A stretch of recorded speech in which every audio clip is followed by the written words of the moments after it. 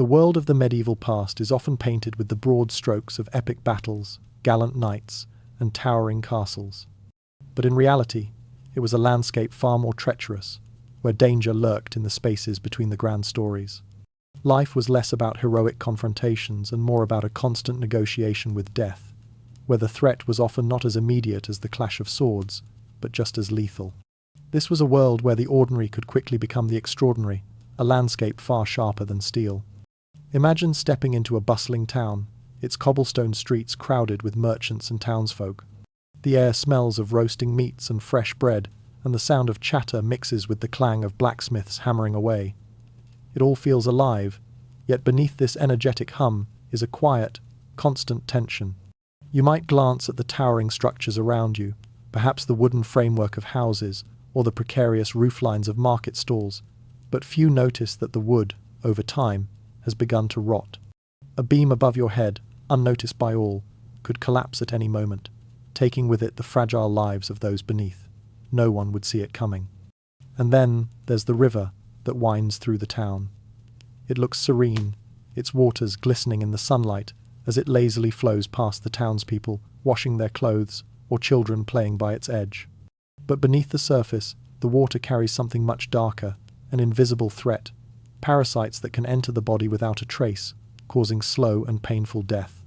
For those living at the time, these dangers were just part of life, barely acknowledged and yet always present. Daily routines, the things we take for granted, were a battlefield of their own. The simple act of cooking over a fire could lead to death by a burn that never healed properly, or by smoke inhalation that went unnoticed until it was too late. Water, the most essential element of life, could be the very thing that killed you, contaminated by diseases too small to be seen by the human eye. It was a world where survival was a game of chance, and luck often ran out when you least expected it. The most terrifying thing of all was how these hazards became so ingrained in life that they were no longer questioned. People simply lived with them, like invisible predators lurking just outside the corner of their vision, waiting for an opportunity. Imagine walking through this world, where everything seems normal but is far from it, a place where danger is woven into the fabric of the everyday. And so, you begin to wonder, asterisk, what if the world you think you know was far deadlier than the battles you've heard about? Asterisk. In truth, this medieval landscape was a place where even the simplest tasks could end in tragedy, and where the passage of time itself was a silent enemy. The battles fought here were not always with swords and shields, but with the very environment that surrounded you. This chilling reality sets the stage for understanding how medieval life wasn't just difficult, it was a continual dance with peril, and the people living through it had no choice but to adapt. They navigated a world that, from the outside, may have seemed calm, but beneath the surface was a landscape teeming with unseen dangers. Each step taken in this world was a gamble, one in which you could lose everything without warning. Now, as we move deeper into this forgotten world, we will explore how the very earth beneath their feet, the air they breathed, and the structures that held their lives together were far more treacherous than most people could imagine. How the physical environment itself was both a cradle and a grave for the people of the time, fragile and unforgiving. In the medieval world, danger wasn't always loud or dramatic. It didn't announce itself with the clash of swords or the cries of war. No, the peril here was quieter, insidious, a slow creeping presence, like the inevitable rust of iron or the unnoticed decay of wood. The materials that made up the medieval world, from the homes people lived in to the very tools they relied on, carried a hidden threat. What might seem like an everyday object could easily turn into a death trap in a moment of inattention. Imagine walking through a bustling medieval market, where the sound of hammers striking anvils and the chatter of traders fills the air. You stop to buy some bread, the heavy wooden counter creaking as you lean over it. It seems sturdy, reliable after all. It's been there for years. But that very wood, worn from countless transactions, is swelling with the moisture of the rainstorms that have soaked it for days. Beneath the surface, the rot has already begun. One sudden shift in weight, and the counter could crumble, sending its contents and use spilling to the ground. This wasn't an isolated occurrence. The buildings themselves were often constructed from materials that aged unpredictably. Take a medieval inn, with its creaking wooden staircase leading to the second floor. To a traveller, it might seem like a harmless ascent, a simple climb after a long journey. But the staircase, like so many things in the medieval world, had a secret countdown embedded in it, its steps slowly giving way to the passage of time. Moisture from the damp, cold nights seeped into the wood, causing it to swell and warp. Beneath the layers of seeming stability, there were invisible forces at work, waiting for an opportune moment to snap. With each step, the floorboards groaned, the staircase protesting against the weight it was never meant to bear. Perhaps you're at a well, drawing water for the day. The rope attached to the bucket seems secure, and you tug at it casually, drawing up a load of water. What you don't see, however, is the slow fraying of the fibers hidden beneath the surface, worn by years of use and exposure to the elements. The rope feels strong, but there is no way for you to know that it's about to snap, sending the bucket and whoever is unlucky enough to be holding it plummeting into the darkness below. What makes these dangers even more chilling is that the people who lived in this world didn't see them as dangers at all. The culture of making do was the norm, where items were reused and patched up until they could no longer be trusted.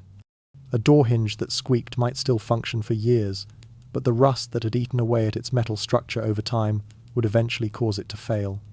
The stone lintels above doorways, worn by the freeze and thaw of winter, would gradually weaken until they cracked under the weight they were designed to bear.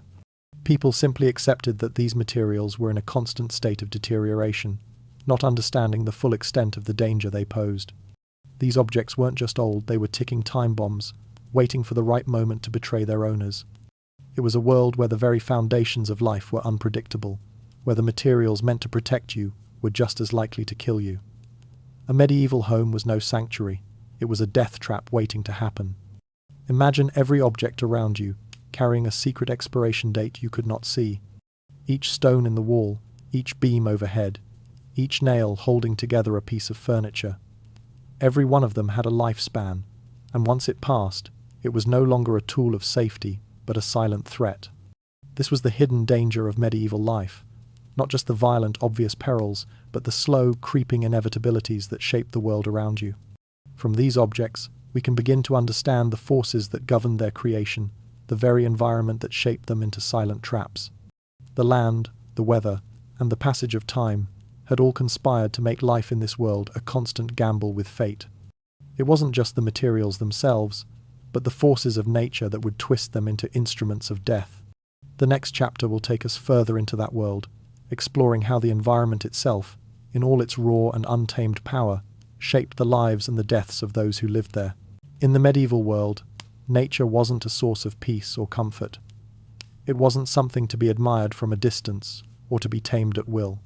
No, nature was something to be feared, an ever-present predator, watching, waiting, and occasionally striking when its prey least expected it.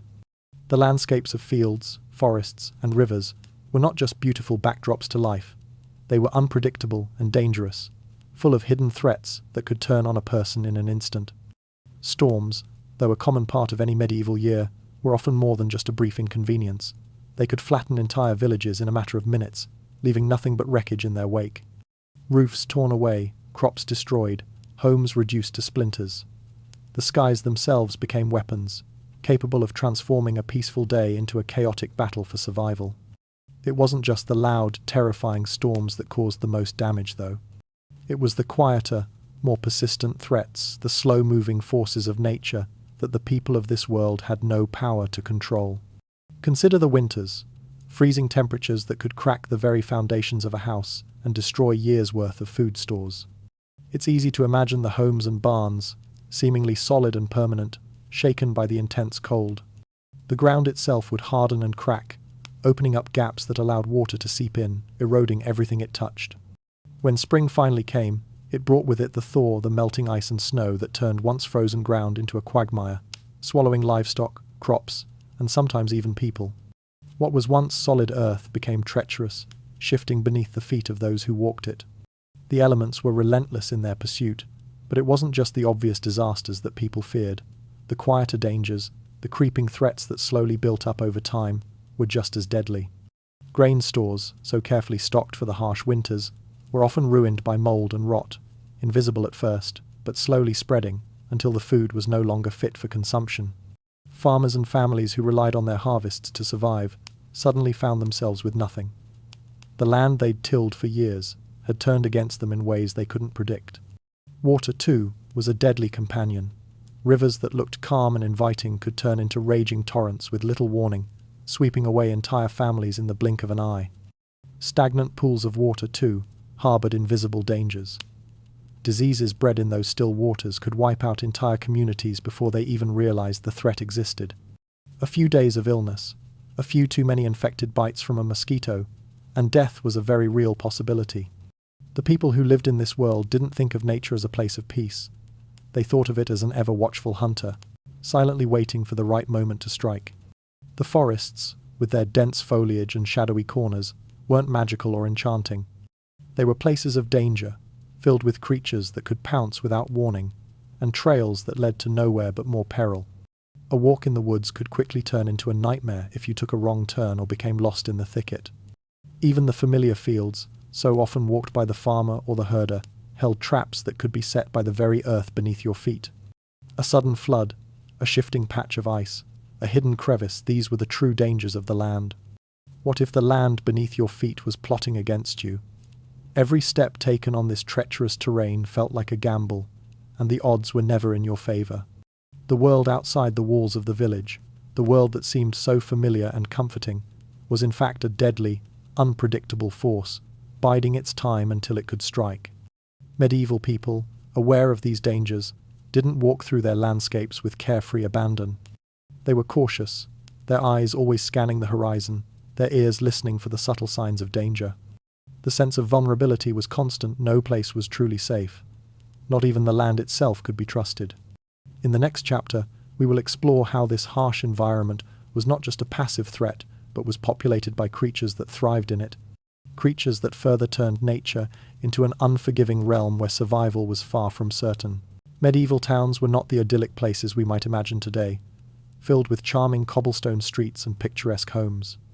They were, in fact, densely packed, chaotic environments where life was a constant negotiation between survival and catastrophe. These towns, designed out of necessity and often without foresight, were ticking time bombs carefully constructed, yet somehow built with the very elements that could destroy them. Every building, every alley, every piece of infrastructure seemed to have a flaw, a hidden danger waiting to reveal itself. Take a walk through one of these towns. The streets are narrow, winding in unpredictable ways, and the buildings lean inward so closely that the rooftops seem to touch in places. The air feels thick, not from the beauty of the landscape, but from the constant smoke billowing out of chimneys, the byproduct of cooking fires, heating stoves, and the ever-present need for warmth. These narrow streets, so crowded with people and carts, trapped the smoke, suffocating the very air that the townspeople breathed. It wasn't just the smoke from fires, it was the smoke of illness, of diseases that hung in the air like an invisible cloud, passed from one person to another without warning. Waste, too, was a constant problem. Cesspits overflowed, their contents creeping into the streets, turning every corner into a toxic hazard. Wells that provided the most basic necessity of life, water, could be poisoned by these same cesspits. The people had no choice but to drink from them, their survival hanging by a fragile thread. One misstep, one unnoticed leak from a pit, and entire families could be wiped out by contaminated water. What seems like an innocuous aspect of daily life, gathering water from a well, was, in fact, a dangerous gamble, where the prize was survival and the risk was death. In the heart of these towns were the marketplaces, where everything from food to fabrics was sold in cramped, chaotic stalls. It was here that one of the most dangerous realities of medieval life played out: overcrowding. People jostled for space, reaching over one another, pushing through to grab the last loaf of bread or piece of meat. A sudden shift in the crowd, a scuffle, or even the slightest panic could result in a stampede, a crushing wave of bodies that would leave anyone caught in its path vulnerable to injury or worse. The very design of these markets, compact and packed with people, was a disaster waiting to happen every day, was a careful balance between thriving and unraveling. And yet, despite all the dangers, life went on. The towns were built with the assumption that people would simply adapt, that they would live alongside these hazards, accepting them as part of their everyday experience. Buildings were constructed with the bare minimum in mind, often using materials that were not only unstable, but actively hostile to the town's inhabitants. Wood, so easily weakened by the rain, and stone, which could crack under the weight of the freezing winters, made the buildings feel less like homes and more like ticking time bombs. One spark from a fire, one faulty chimney, and the entire town could be set ablaze in a matter of hours, reduced to ash and rubble in the blink of an eye. Imagine living inside a maze where every corner hid something waiting to go wrong. Every creaking floorboard, every overloaded beam, every poorly constructed wall was a potential threat. It wasn't just the grand disasters that could bring a town to ruin. It was the tiny, everyday missteps that went unnoticed. Those moments when something small went wrong, and the whole structure came crashing down. The towns were designed to withstand only so much, and the rest was left to fate. By now, we begin to see that the dangers of the medieval world weren't extraordinary events. They weren't the sudden clashes of armies or the flash of violent storms. The real dangers were structural, woven into the very fabric of life. Every house, every street, every corner of these towns was a fragile web of risks, precariously balanced and constantly in danger of unraveling. It was a world where the mundane could turn lethal in an instant, and where survival was more about managing risk than avoiding it. As we leave the towns behind and move into the wild, the next chapter will take us beyond human-made structures to explore the creatures and forces of nature that further complicated survival in this unforgiving world. In the shadow of the medieval forest, where the trees seemed to stretch on endlessly, a silent presence lurked, an ever-watchful predator, patient and calculating. Wolves were not the romanticized creatures of fairy tales, nor were they the misunderstood animals of modern conservation efforts. In the cold, harsh world of medieval Europe, wolves were lethal, strategic hunters, waiting for an opportunity to strike.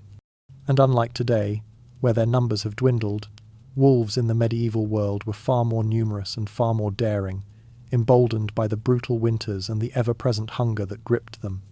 Imagine walking down a narrow forest path, your boots crunching on the frozen ground, the scent of pine filling the air. You hear nothing, no birds, no rustling of small creatures in the underbrush, silence. But in that silence, you feel a presence, as if you're being watched. And perhaps, for a fleeting moment, you wonder if it's just the wind or your own imagination. But then, in the distance, a faint sound reaches your ears, the crunch of snow behind you. The wolves are near. These wolves weren't the mindless, bloodthirsty killers often imagined in stories. They were intelligent, perceptive, and they knew when weakness appeared. Wounded soldiers returning from battle, the starving or the sick, the lone traveller on a cold winter's night, these were the targets. Wolves, driven by the unrelenting hunger of the season, were opportunists, drawn to those who faltered. It was in their nature to wait, to observe, to learn when the time was right to strike. The forest was not just a place of solitude and refuge, it was a trap. Wolves would follow migrating armies, feeding on the carrion left behind by the soldiers, picking off the stragglers who were too slow, too weak to keep up. In small villages, wolves were more than just an occasional threat. They were a constant presence, circling the perimeters, waiting for a chance to breach the defences. It wasn't unusual for a lone child who wandered too far from home to disappear without a trace. One moment, the child would be playing in the snow, and the next, they'd be gone, lost to the shadows of the trees, their cries swallowed by the vast wilderness. It wasn't only the young who were at risk. Wolves would circle livestock pens, patiently watching for a careless farmer or an inattentive night watchman. They knew how to move under cover of darkness, how to avoid detection, and how to strike swiftly when the time was right.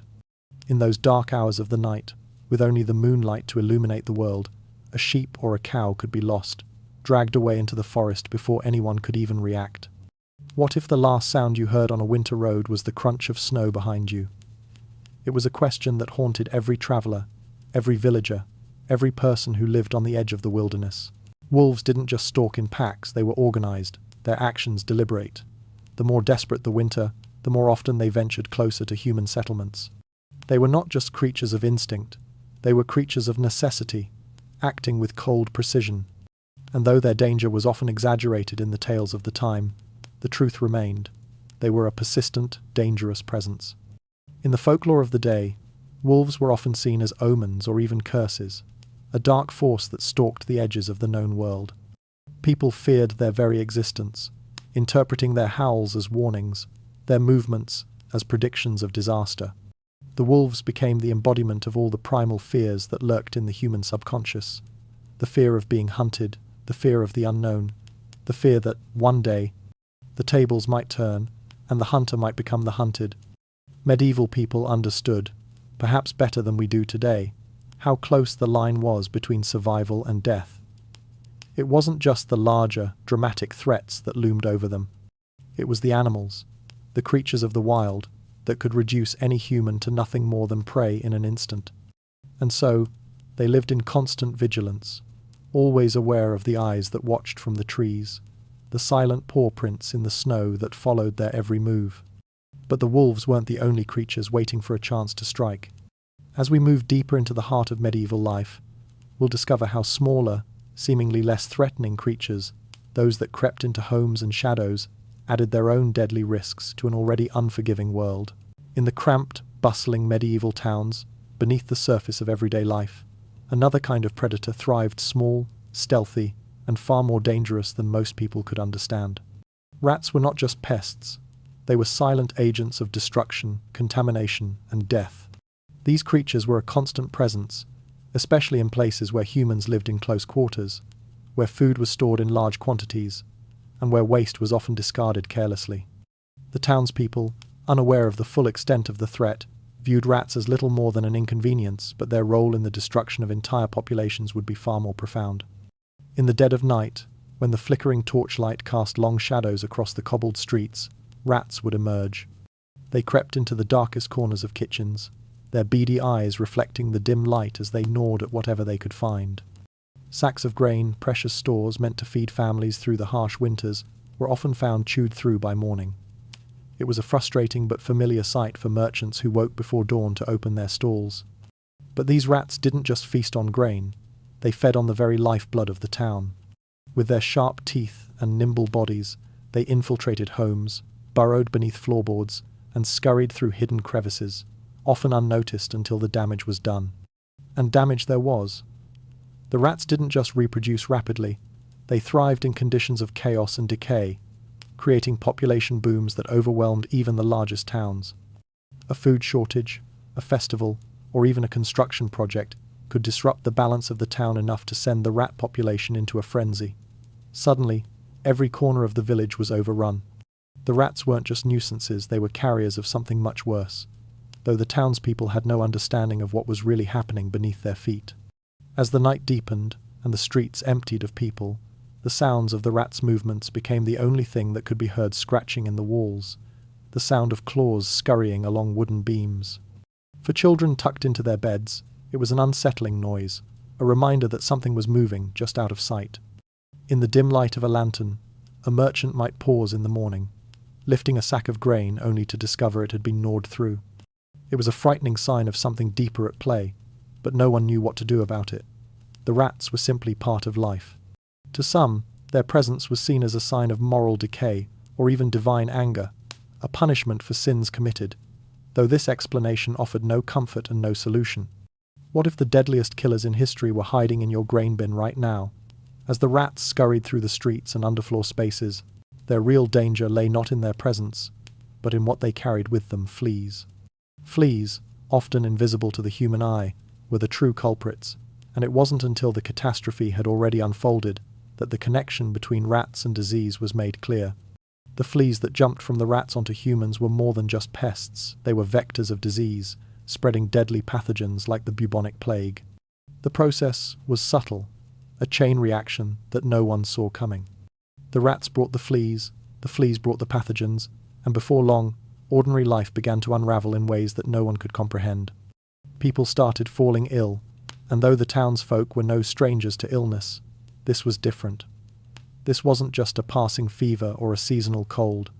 The plague spread silently, invisible to the people who went about their daily routines, unaware that every scratch and bite from the fleas was bringing them closer to death. The true horror lay in the fact that the danger was hidden, right beneath the floorboards, in the walls, and within the grain bins themselves. The rats, in their silent, seemingly harmless movements, were laying the foundation for one of the deadliest pandemics in human history. Medieval people lived in ignorance of how their world was about to unravel, and by the time they understood the true nature of the threat, it was already too late. The rats weren't just scavengers, they were the unwitting heralds of a catastrophe. The smallest creatures, those often overlooked in the daily chaos of town life, had the power to shape entire civilizations. From the rats and their fleas, we now move to the world of insects whose bites didn't just hurt, they poisoned. The next chapter will take us deeper into this world, where every small creature, every unseen threat, became a silent agent of destruction. In the medieval world, where survival was a constant battle against the elements, disease, and predators, even the smallest creature could be a deadly threat. A wasp's sting, a spider's bite, or the seemingly innocent presence of flies could all carry the potential for disaster. These venomous insects and parasitic creatures weren't just minor nuisances, they were silent, invisible killers that turned everyday tasks into life or death struggles. And in a world without antibiotics or modern medical knowledge, even the slightest injury could spiral into something far worse. Imagine a farmer working in the fields, the sun beating down as he pulls hay from a stack to feed his animals. Without warning, the storm clouds roll in, and in the midst of the gusts and heavy rain, the old beehive perched atop the barn topples, spilling a furious swarm of bees onto the unsuspecting worker. In an instant, the air is alive with the buzzing of angry bees, and the man finds himself overwhelmed, his skin stinging as the venom courses through his veins. A few stings might seem like nothing to most, but in this time, without any way to treat the swelling or the pain, the situation can quickly turn deadly. The venom could trigger an infection, and with no antibiotics to stem its spread, the swelling would soon become a fever, and the fever would become sepsis, a slow and agonizing death. It wasn't just bees. Hornets, too, hid in the most unsuspecting places. Hay bales, stacked carelessly outside or within the barn, could conceal nests of these aggressive creatures. The slightest disturbance, perhaps a hand brushing too closely to the stack, could provoke a deadly attack. And if a hornet managed to sting someone in a vulnerable area, the resulting infection could fester unnoticed, becoming a silent killer in a world that had no concept of infection control. Even a spider's bite could be a death sentence in the medieval world. In the warm, dark corners of barns and stables, spiders found refuge in the cluttered spaces. When a shepherd or a traveller left their boots overnight, they might unknowingly invite the creature into their shoes. A single bite, barely noticed at first, could fester and grow, turning the wound into something much worse. But these creatures weren't merely venomous, they were vectors, carrying the hidden threat of infection. And when medieval people couldn't comprehend the connection between venom and bacteria, every small bite or sting became an unpredictable gamble with life. The more troubling reality, however, lay not in the venom alone, but in what these creatures brought with them. Medieval wounds, even small scratches or blisters, became incubators for bacteria. Flies, attracted to open wounds, would lay their eggs, and what began as a minor injury soon became a festering, infected mess. The wound would darken, filled with pus. As the infection spread with alarming speed, the body's natural defenses were no match for the bacteria that swarmed within the wound, and without access to modern medicine, the victim had little hope of survival. What might have been a mild irritation in any other time became a fatal, life-ending infection. How could a single sting end a life long before anyone knew why? In the medieval world, it wasn't always the venom that killed, it was the unseen environment around the victim. The air was thick with bacteria, and the ground beneath the feet teemed with infectious agents waiting for an opportunity to strike. This was a world where a small wound, perhaps from a thorn, a sharp stone, or a simple scrape, could turn into something far more dangerous, something deadly, without any warning. The presence of these insects and parasites turned daily tasks into dangerous gambles. Working in the fields, caring for livestock, or even simply walking through the forest, every action carried the risk of infection, of a bite or a sting that could end your life long before you even realized the danger was there. The natural world, with its invisible threats, was a constant and insidious menace. For medieval people, the danger didn't announce itself, it waited in the shadows, in the corners of barns, in the folds of clothing, and beneath the surface of what seemed like harmless, everyday activities. Having explored the venomous insects and invisible infections that plagued the medieval world, we now turn our attention to another unpredictable element: the domestic animals that lived alongside humans, often as dangerous as the wild creatures lurking just beyond the settlement's walls. The next chapter will delve into how these creatures, too, could turn on their owners with little warning. In medieval life, the bond between humans and animals was foundational yet dangerously fragile. Horses, dogs, cattle, and pigs were essential companions, their labor and presence woven into every aspect of survival. But despite their domestication, these creatures were far from tame, living closer to their primal instincts than modern society often imagines. Medieval people feared their animals, not just for their potential to cause harm, but for the unpredictability that arose from hunger, disease, or even a simple misunderstanding. These were creatures that could provide life and sustenance one moment, and take it away the next.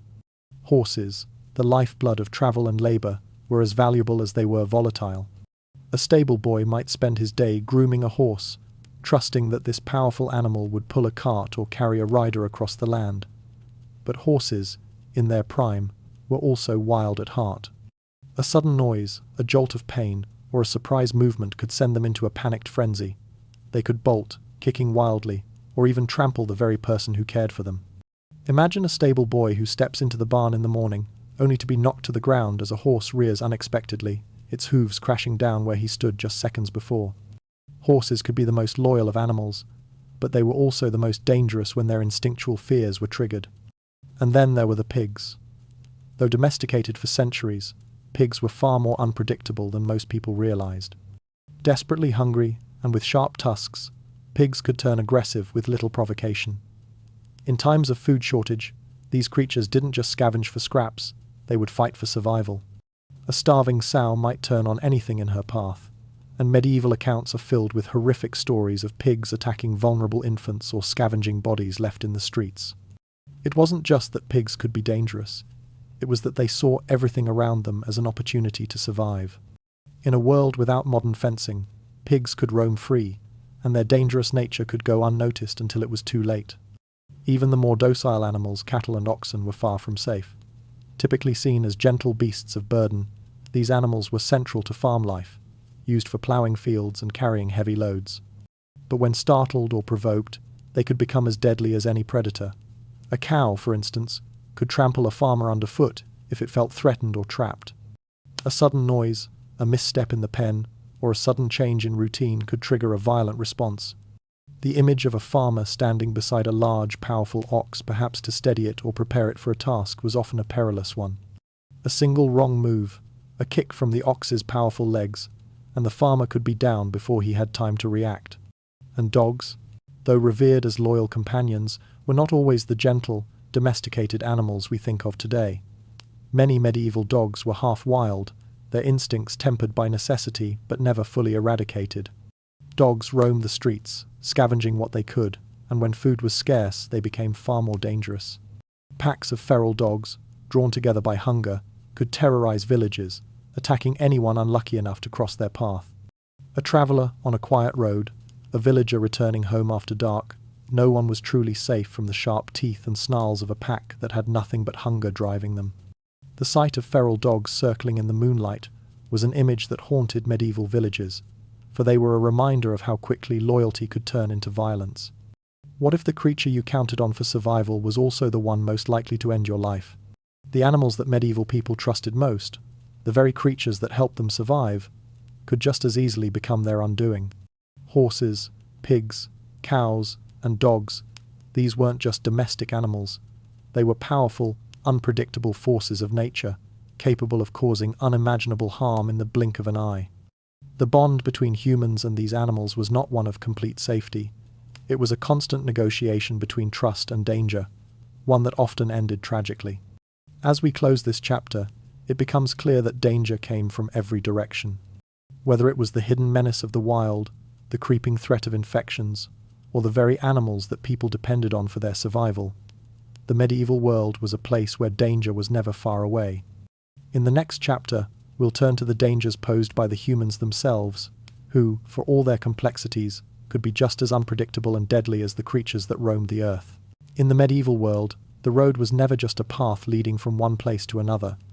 It was a place of uncertainty, a stretch of wilderness where danger lurked not only in the landscape but in the very people who walked it. Unlike today, where highways are well patrolled and travelers rarely face the fear of sudden assault, medieval roads were fraught with peril from every direction. For a lone traveler, each mile could be their last, and the company of others, though often welcomed, might bring as much danger as solace. Strangers on the road weren't just unfamiliar, they were potential threats, waiting to reveal their true nature in the most unexpected ways. The roads, long and often desolate, were not the bustling arteries of trade that they might seem today. They were eerie corridors, stretching across vast tracts of wilderness, with no witnesses to a traveller's fate. The landscape was wild, untamed, and often desolate, making it a perfect setting for the most dangerous of human nature to reveal itself. When the sun set and the shadows of the forest crept across the road, there was no one to call for help. No law enforcement, no constables to offer protection, just the vast, silent expanse of nature and the humans within it. In these lonely stretches, every figure emerging from the distance was a potential threat, every rustle in the bushes a warning to stay alert. Mercenaries were one of the most common dangers. These wandering soldiers, having served their purpose in one conflict, would often find themselves in search of new ways to make a living. Some resorted to raiding or extorting travelers, their swords as much a tool of survival as of conquest. They could appear as seemingly benign figures at first, perhaps dressed as pilgrims or traders, offering a handshake or a smile. But the moment the conversation turned to something of value, the true nature of their intentions would become clear. A lone traveller might think themselves safe, only to find the road ahead blocked by armed men, eager to relieve them of their belongings. A desperate beggar could reveal himself as something much more dangerous, while a merchant, on the brink of starvation, might be just as likely to turn violent over a loaf of bread as a bandit would over a purse. The most unsettling aspect of travel, however, was the psychology of constant vigilance. A solitary traveller, knowing that any figure they passed could be a danger, walked with a kind of anxious alertness that few modern minds can fully comprehend. Every bend in the road could hide a threat. Every distant figure on the horizon could be a bandit, a thief, or worse. But the same paranoia existed in groups too. Even a small band of travellers, believing themselves to be safe because of their numbers, could be ambushed with ruthless efficiency by a larger, well-armed party. And once the attack began, the road was no longer a place of movement. It became a theatre for survival, where escape was the only goal, and trust was a luxury no one could afford. Who would you trust on a lonely road with no one watching? This question was one medieval travellers had to answer constantly. The very act of travelling was an exercise in weighing risk. Each encounter, each choice of who to trust, could mean the difference between life and death. It was a world where everyone seemed like a potential threat, and even the friendliest face could be hiding dark intentions. The vast emptiness of the road made it the perfect place for this human unpredictability to unfold, where fate itself seemed to watch as people, both good and bad, played out ancient patterns of distrust and survival. As we look closer, we see that danger wasn't confined to strangers on the road. The very people you lived next to, the ones you called neighbours, could be just as dangerous, perhaps even more so. The next section will explore how the threat of violence, deceit, and betrayal could come not from a distant passerby, but from those living right next door, waiting to strike when least expected. In the close-knit medieval villages, where homes were small and the boundaries between one family's land and another's were often unclear, the potential for conflict simmered just beneath the surface. These were communities where people lived side by side, their lives intertwined by necessity, and yet, in many ways, their trust was fragile. Resources were scarce, land was precious, and the slightest disagreement could lead to an eruption of violence or betrayal. The very people you depended on for survival, the ones you saw every day, were often the ones who would turn on you when the smallest spark ignited old grudges. In an age without reliable policing, where justice was often a matter of personal reputation or the strength of one's alliances, every neighbour could be a potential threat. A simple dispute over land borders, perhaps a fence moved just an inch too far, could spiral into a feud that lasted for generations. Livestock could be stolen in the dead of night, and the accusations would fly, with no clear way to prove guilt. Yet even the smallest slights could result in a chain of events that escalated quickly. In a village where everyone knew everyone else's business, it was easy for even a minor insult to become a festering wound that slowly poisoned relationships, eventually leading to violence. Consider a scene on a harvest day. Tensions are high, the work is hard, and tempers flare easily. A man, frustrated with his harvest not coming in as expected, might lash out at his neighbour over a trivial matter. Perhaps a piece of equipment goes missing, or there's a dispute about the quality of a crop. What seems like a simple quarrel in the field could spiral into accusations of theft, dishonesty, or worse. The seeds of this conflict might be planted in moments of frustration, but as gossip spreads like wildfire through the village, it grows into something far more dangerous. Neighbours begin to take sides, choosing between families, each suspecting the worst in the other. What started as a misunderstanding could become the foundation for years of distrust and, eventually, violence. Accusations of witchcraft were another common cause for upheaval in medieval communities. In a time when disease, death, and misfortune were often attributed to supernatural forces, a single rumour could turn a woman from a trusted neighbour to a feared outcast. Imagine the story of a widow whose crops fail, or whose children fall ill under mysterious circumstances. As the whispers spread through the village, the woman, once a quiet and familiar presence, is suddenly seen as a source of evil. Small signs, perhaps a strange herb she grows, a dog she keeps, or an unusual look she gives someone, are enough to turn her from a victim of circumstance into the scapegoat of the entire village. In an instant, she becomes a symbol of fear, and what might have been a simple misunderstanding becomes a matter of life and death. Neighbours, once friendly, now avoid her. Her house is shunned, and soon enough, the entire village is watching her every move, ready to pounce at the slightest provocation. What if the person sharing your wall was silently planning your downfall? In the medieval world, this wasn't as far-fetched as it may seem. Neighbours watched each other with a quiet, often silent suspicion. Every action was open to interpretation. Every word could be twisted. In a world with no privacy and no true anonymity, even the most innocuous behaviour could be perceived as a threat. A strange look, a whispered conversation, a neighbour returning home with a full sack after being gone for hours. These were the subtle signs of betrayal that could tear apart entire communities. Trust was a rare commodity, and it was as easily broken as it was forged. The real danger wasn't always in the direct violence of these conflicts.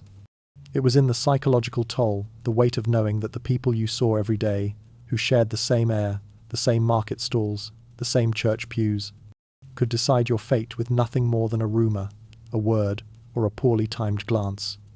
The sense of paranoia that permeated these communities was suffocating, and it often led to decisions made in fear, not reason. As we delve deeper into the conflicts that could arise within these small, tense communities, we see how fragile the legal systems were in controlling such disputes. The law, such as it was, often failed to provide any real security.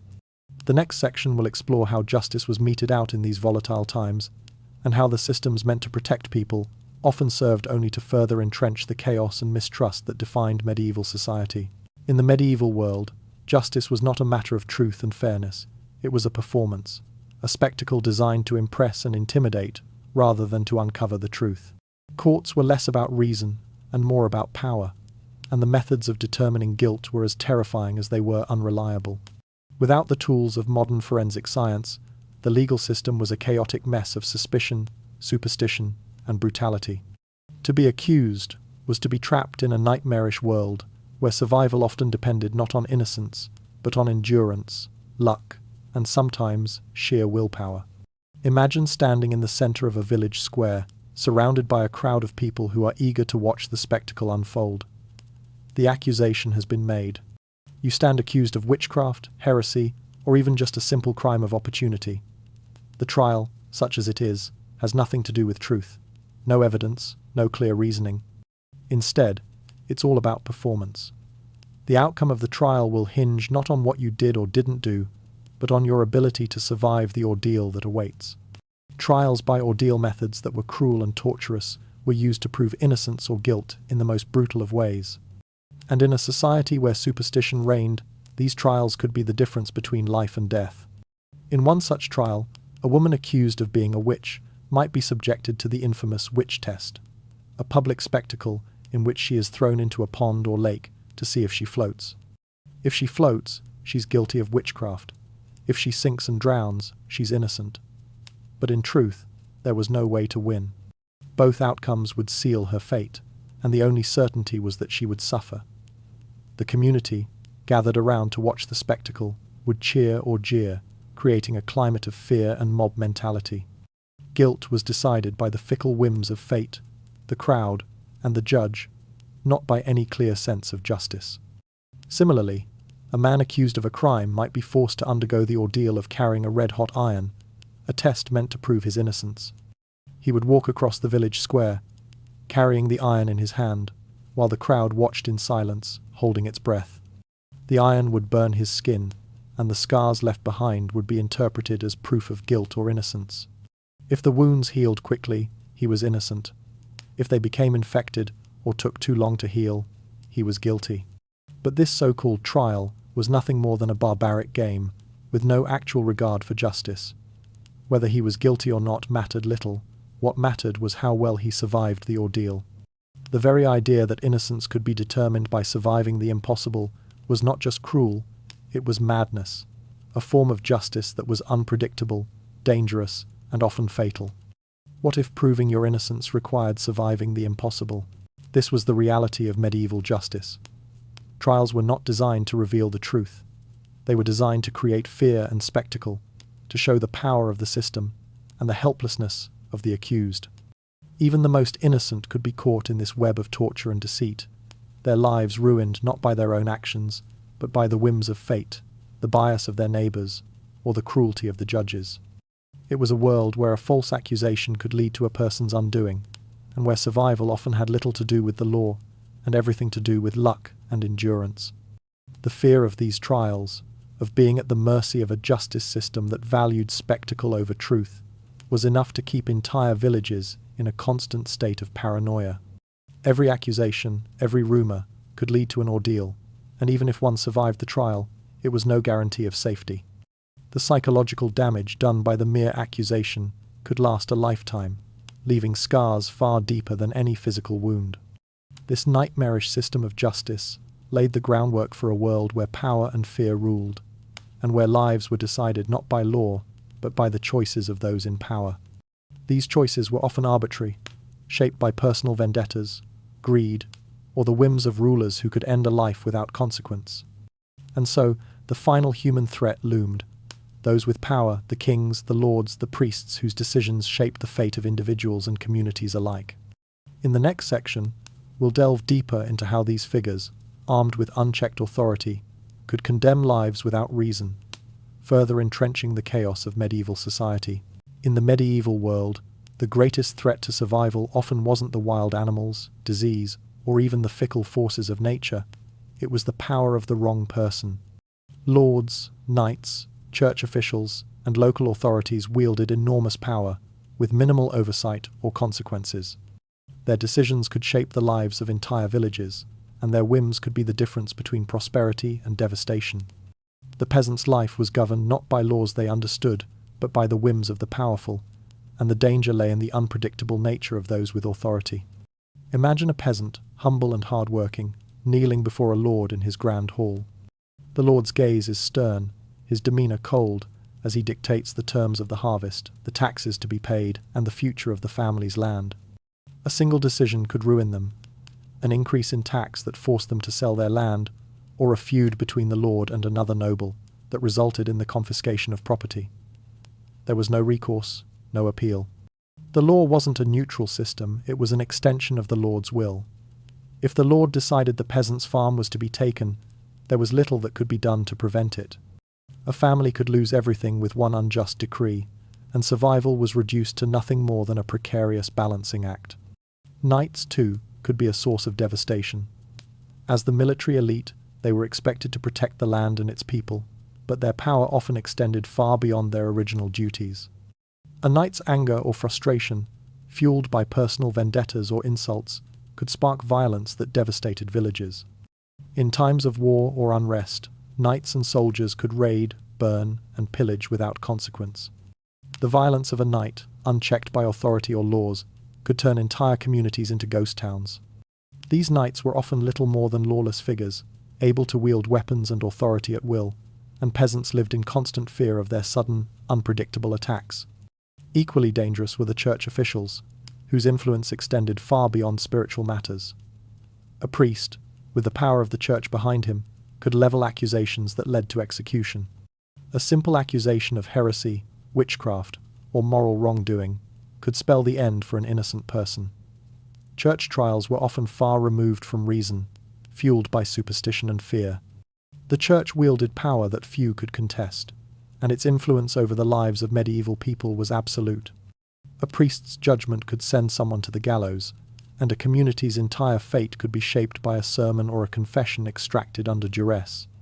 The reality of medieval life was that survival often depended less on morality or logic, and more on navigating the unpredictable nature of those who held power. Whether it was a landowner's arbitrary decision, a knight's violent mood swings, or a priest's unsubstantiated accusation, authority became a looming, often invisible, presence. It was a system where the powerful ruled with impunity, and the vulnerable had little recourse to defend themselves. But perhaps the most unsettling aspect of power in medieval society was the way it could be wielded without any sense of responsibility or purpose. Lords and knights, while capable of extreme cruelty, could also become tyrants out of sheer boredom. The twist here is a chilling one. Medieval people feared not just the evil leaders, but the indifferent ones. A bored noble, seeking entertainment, could force villagers into dangerous games, conscript them into battles, or take whatever he pleased from their homes. A noble might decide, on a whim, to host a brutal hunt or engage in cruel contests simply to amuse himself. These were not acts driven by political ambition or military strategy, they were acts of cruelty born from the ennui of power. What happens when the most dangerous person in your life is the one in charge? The reality of medieval power was that it wasn't always exercised with purpose or even malice. It was wielded out of self-interest, capriciousness, or sheer boredom. The whims of the powerful became a constant threat, a looming presence that ordinary people could not escape. One moment, a lord might be merciful, and the next, he could destroy a family over a trivial offense. Survival depended on the ability to navigate these fragile dynamics, where a single misstep could turn a life of stability into a life of ruin. In this way, the medieval world was shaped by a constant negotiation with power, and the most dangerous thing was not the enemies on the battlefield, but the unpredictable authorities who controlled the very lives of those beneath them. With this understanding of power and vulnerability, the next chapter will take us deeper into the unseen forces of the medieval world, those that affected the body in ways no sword or accusation ever could. Medieval medicine. Here, we will see how health, like law and justice, was an unpredictable and often deadly gamble. In the medieval world, medicine was less about science and more about tradition, superstition, and educated guesswork. The idea that a physician could heal was based on ancient texts, astrology, and theories that had little to do with the realities of the human body. It was a time when treatment often did more harm than good, and the line between healer and executioner was blurred beyond recognition. What we consider basic medical principles today were little more than fantasy in the eyes of those who lived in this world, where every ailment, no matter how simple, was a potential death sentence. Imagine stepping into the dimly lit apothecary of a medieval town. The air is thick with the scent of dried herbs, mysterious powders, and strange mixtures. Jars filled with substances you can't identify line the shelves, while bundles of herbs dangle from the rafters, their origins as mysterious as their purpose. The shelves groan under the weight of ancient remedies, some designed to heal, others to kill. The practitioner, perhaps a man or woman with an air of authority, stands at the counter, preparing their concoctions. They may speak in soothing tones, assuring you that their remedy will cure your fever or cure your pain. But what they offer is not wisdom, it is a blend of superstition, ancient beliefs, and trial and error practices. Physicians of the time relied heavily on humoral theory, an ancient belief that the body was governed by four fluids: blood, phlegm, black bile, and yellow bile. An imbalance in these humours was believed to cause disease, and treatments were designed to restore balance, though not always in ways that could help. Leeches were a common tool in the physician's arsenal, used to balance the humours by draining blood. Bloodletting was seen as a standard treatment for nearly any ailment, from fever to headaches, and it was performed with a sense of authority, as if the practitioner knew the exact amount of blood required to cure the illness. But bloodletting, far from helping, often weakened the patient further, making recovery unlikely. Leeches, purgatives, and other remedies were not desperate measures, they were routine, accepted practices. The true horror, however, lay not just in the misguided treatments, but in the very tools used to administer them. Even the most skilled physician worked in conditions ripe for infection. Tools were rarely sterilized, and hands seldom washed. The idea of cleanliness in medical practice was virtually non-existent. A physician might apply a poultice of strange herbs to a wound, or extract pus from an infected area with unclean hands, only to unknowingly introduce more infection into the body. Cures that relied on dangerous substances like mercury, arsenic, or lead were frequently administered without hesitation. These toxic elements, prescribed to treat everything from skin diseases to internal ailments, often did far more damage than any disease could have. What was meant to heal often accelerated death. What if the person meant to save your life was unknowingly sealing your fate? This was the terrifying truth of medieval medicine. Healers, in their well-meaning but misguided attempts, often compounded suffering instead of alleviating it. Their tools, their methods, their very practices were built on a foundation of ignorance, and while they worked with the best intentions, their lack of understanding about the human body made survival a rare exception rather than a given. The victim of illness or injury, already weakened by disease, was now forced to rely on a system that was just as likely to hasten their demise as it was to provide any hope of recovery. In these conditions, death became a constant companion for the sick and injured. The line between healer and executioner was not always clear, as patients often found themselves falling prey to the very people who were meant to restore them to health. The dread of trusting one's fate to these practitioners, whose actions could either cure or kill, was ever present. It was a world where medicine was as much about luck and survival as it was about skill, and where, more often than not, the odds were stacked against the patient. From these misguided treatments and poisonous remedies, we turn to the tools that practitioners used. Even the most basic procedures were fraught with danger, and the tools employed in medieval surgery were often no better than the treatments themselves. The next section will delve deeper into the dangerous, sometimes horrifying, surgical procedures that were standard practice in a world where survival was far from guaranteed. In the medieval world, surgery was a terrifying and brutal necessity, a field where the tools of the trade seemed more likely to inflict harm than offer healing. With no understanding of germs or antiseptics, medieval surgeons worked in an environment where every incision, every cut, every puncture carried the potential for life-threatening infection. In this world, surgery was not a practice of precision and care, it was a desperate act, where survival depended as much on luck as on the surgeon's skill. Imagine walking into a crude, dimly lit room, where the air smells faintly of blood and sweat. The table is not a sterile operating platform, but a rough-hewn slab, the edges stained from countless previous procedures. In one corner, a variety of tools are laid out: saws meant for amputations, hooks for extracting arrows, and knives so sharp they look more like instruments of war than of healing. There is no anesthesia to numb the pain, and no antiseptics to stave off infection. The tools themselves are crude, forged in blacksmiths' forges, and passed from one surgeon to another, their edges dull from use. A battlefield surgeon, working under the pressure of a soldier's life hanging in the balance, picks up a saw to amputate a limb that has been shattered beyond repair. The soldier's wound is already festering, the blood still fresh from the injury, and the surgeon knows he has little time before the patient succumbs to infection. The saw cuts through bone and muscle with brutal efficiency, and the soldier is held down, his body trembling in pain. But there is no time to linger, no time to assess if the patient will survive the agony.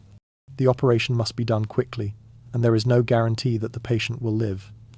Even if the surgery is technically successful, the fight for survival doesn't end when the amputation is completed. There is always the risk that infection will set in, that the body will be unable to handle the trauma, and that the patient will die days later from fever or shock. The tension builds as the narrator moves to another scene, this time a town barber, who also doubles as the local surgeon, performing bloodletting. The patient, lying on a rickety table, winces as the barber takes out a sharp instrument to open a vein. The practice of bloodletting was common in medieval medicine, thought to balance the humours of the body, but the patient's condition may only be worsened by this intervention. The procedure is quick, but there is little skill involved, just a cut, some blood, and a return to life as normal. In these cases, the line between healing and harm is blurred, and bloodletting often did nothing more than weaken the patient further. Then, there is the travelling bone setter, a person who might have no formal training, but who has learned their trade through oral tradition, passed down through generations. The bone setter might work in an open field, their tools improvised from what they can find. A broken leg is reset with rough hands and minimal care, and the patient is sent on their way, hoping that the crude methods will suffice. Some of these traveling healers performed miraculous feats, but more often they simply did their best in a time when medical knowledge was rudimentary at best. But what makes this section truly chilling is that many of these surgeries, despite their brutality and lack of proper tools, technically succeeded, at least in the short term. The amputations might have stopped the bleeding, the bones might have been set correctly, and the bloodletting might have eased the pressure on the body. However, without any understanding of infection, many patients who survived the immediate trauma later died from sepsis, fever, or shock.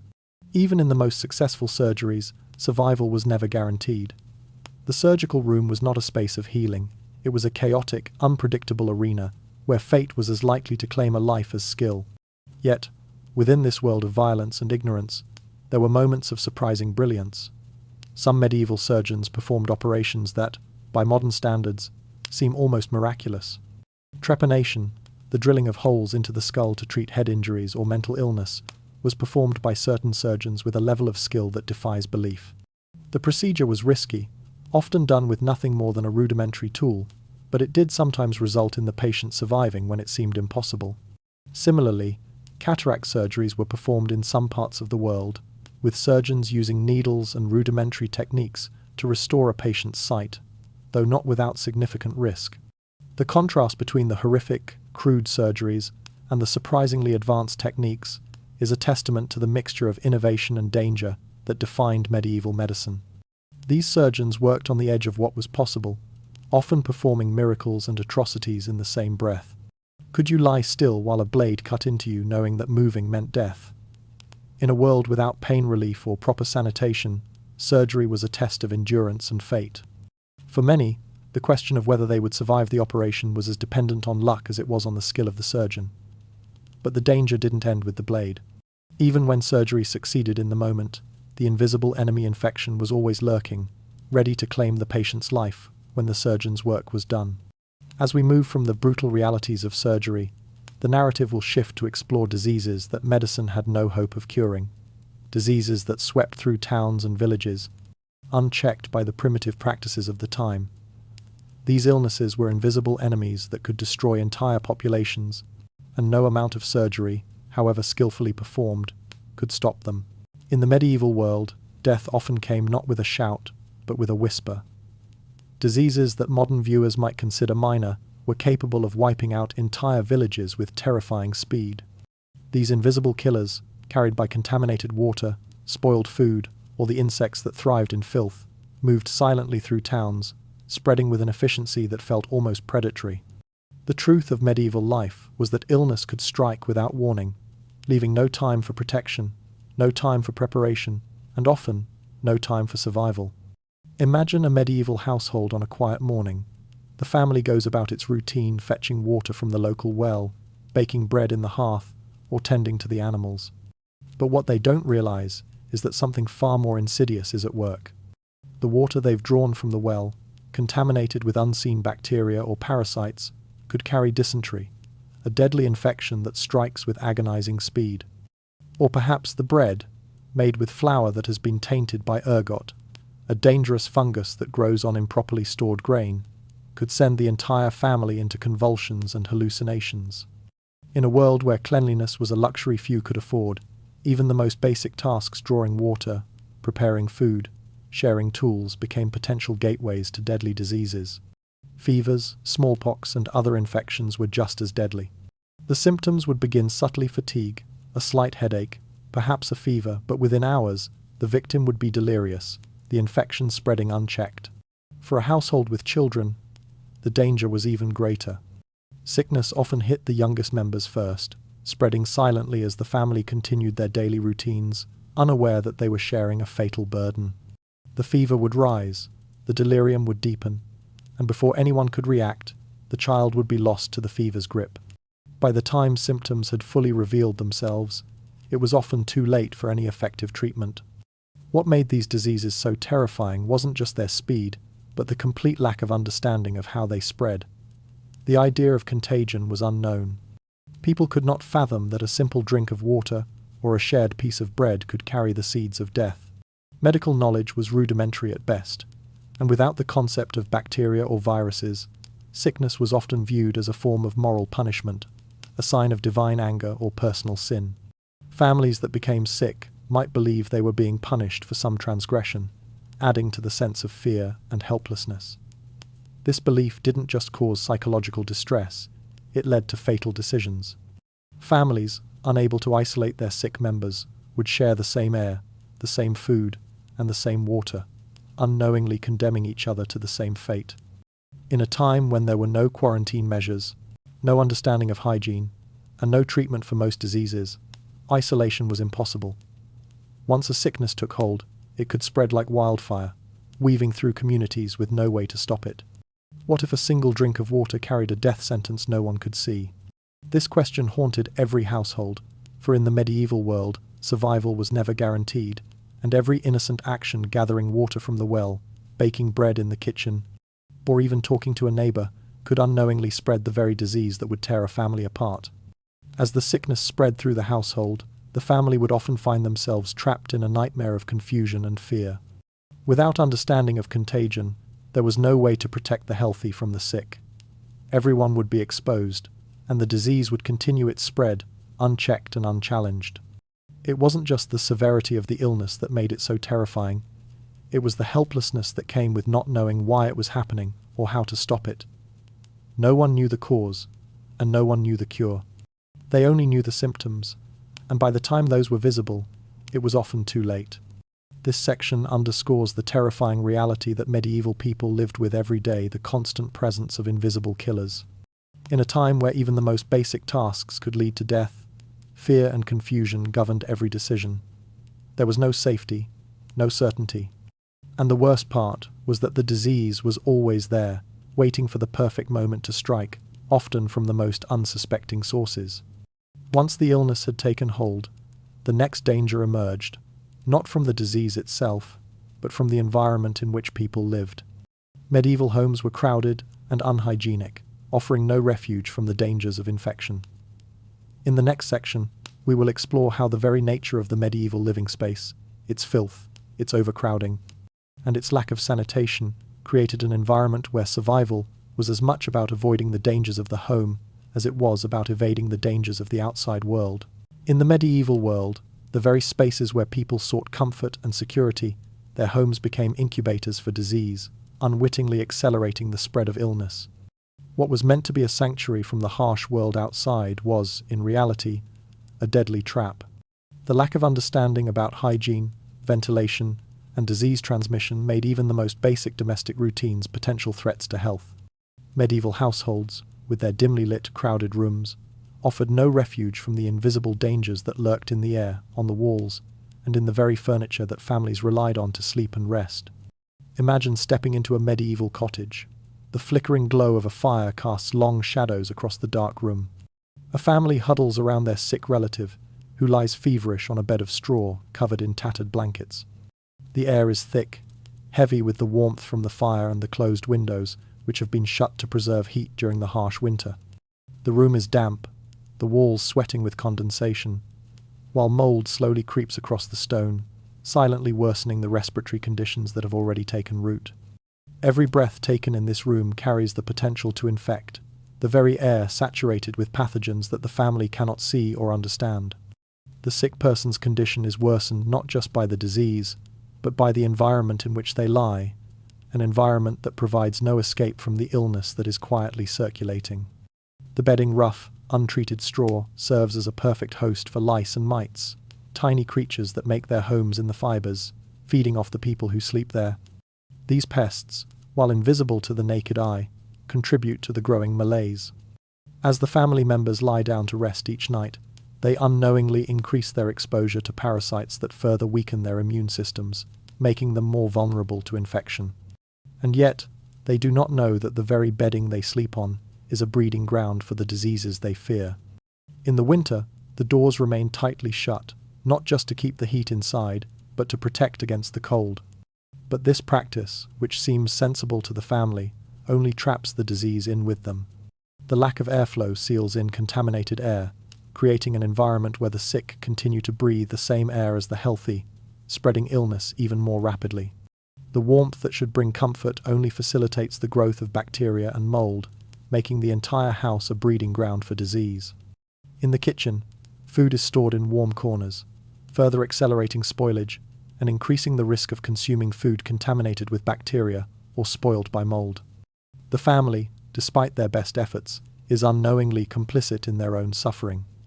In moments of desperation, they burn herbs to ward off the illness, pray over their sick relative, or use potions passed down through generations in an attempt to cure what they do not fully understand. These rituals, though well-intentioned, provide false security. The smoke from burning herbs, meant to purify the air, does nothing to address the root causes of the disease. The prayers offer comfort but no tangible protection. In the end, the disease spreads, not because of some malevolent force, but because of the environment that surrounds them: the walls, the air, the bedding, and the food. What if the safest place you knew was actually your greatest danger? This chilling reality was the lived experience for countless families in the medieval world. Their homes, meant to be sanctuaries, were instead places where illness flourished, exacerbated by ignorance of hygiene and the lack of medical understanding. Families did their best, but without knowledge of infection, contagion, or the basic principles of cleanliness, they were left vulnerable to the very environments they created for comfort and security. As this chapter closes, we are left with the sobering truth. Survival in the medieval world was not just about avoiding wild beasts, disease, or accidents. It was about navigating the dangers embedded in everyday life, even in the most familiar of places. In the next chapter, we will explore another invisible and equally dangerous enemy: the hazards of food and drink. What we consume, what we think will sustain us, can also be the source of our destruction. In the medieval world, the harvest was a time of both relief and dread. It marked the end of a season of hard labor, when farmers reaped the fruits of their year-long toil. Yet, despite their best efforts, the very crops that were meant to nourish them could also become deadly. Medieval agriculture was a precarious business. Without modern preservation techniques or knowledge of disease, crops spoiled easily, and even the most carefully tended harvest could quickly become contaminated. What seemed like a simple grain harvest could, in an instant, turn into a deadly gamble. The scene unfolds as farmers, their hands rough from years of toil, rush to gather their crops before the weather turns. The autumn wind blows cold, and the sky darkens, but the work must be done. It's a race against time, against the coming winter, against the rotting, against the unpredictable forces of nature. But what the farmers don't realize is that not all is well with their harvest. The grain they labor to collect, the wheat and rye they depend on to feed their families, may already be tainted. Mold and fungus, the unseen enemies of the harvest, have begun to creep in. Grain that was once vibrant is now weakened by decay, its very core infected with toxins invisible to the naked eye. The narrator takes the audience into the heart of this tragedy, describing how the grain, once harvested, makes its way into the homes of families who believe it will sustain them. The bread they bake, the porridge they prepare, all seem so ordinary, so nourishing. But what they don't know is that something sinister is hiding inside the very food they eat. This is where the eeriest danger lies. Ergot, a dangerous fungus that grows on rye, a staple crop in medieval Europe. Ergot-infected grain was capable of poisoning entire villages, causing convulsions, hallucinations, and violent fits. What if the bread that kept your family alive also drove them to madness? This question haunts the medieval family as they gather around the table, unaware that their sustenance is a slow poison. The fungus that grows in the rye doesn't just spoil the crop, it transforms it into something more dangerous. As they eat the bread, they might feel a subtle change, a shift in their perception of the world around them. They could feel dizzy, their thoughts clouded, or even experience a strange urge to move in an erratic way. The dancing mania that gripped entire communities during these outbreaks was not a spiritual possession, as people once believed, but the result of ergot poisoning, a form of mass hysteria caused by the hallucinatory effects of the toxin. The storyteller's tone shifts here, becoming dreamlike, surreal, mirroring the twisted, hallucinatory experiences of those affected.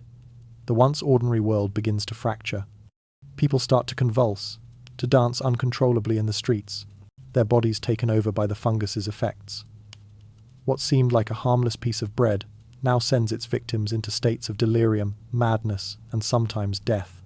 The outbreaks of this dancing mania were recorded throughout history, but without modern testing or the knowledge of what was truly causing the condition, people were helpless to stop it. They did not understand that the grain they harvested, with all its potential for nourishment, had been slowly transformed into a weapon. The true horror of ergot lies in the fact that medieval people could not distinguish between safe and deadly crops. What looked nourishing, even comforting, could instead be toxic. Farmers, with no way of testing their grain, were left to wonder whether the bread they ate would sustain them or destroy them. Even the most careful preparation could not prevent the dangers that lay hidden in the food supply. The precariousness of the harvest mirrors the fragility of medieval life.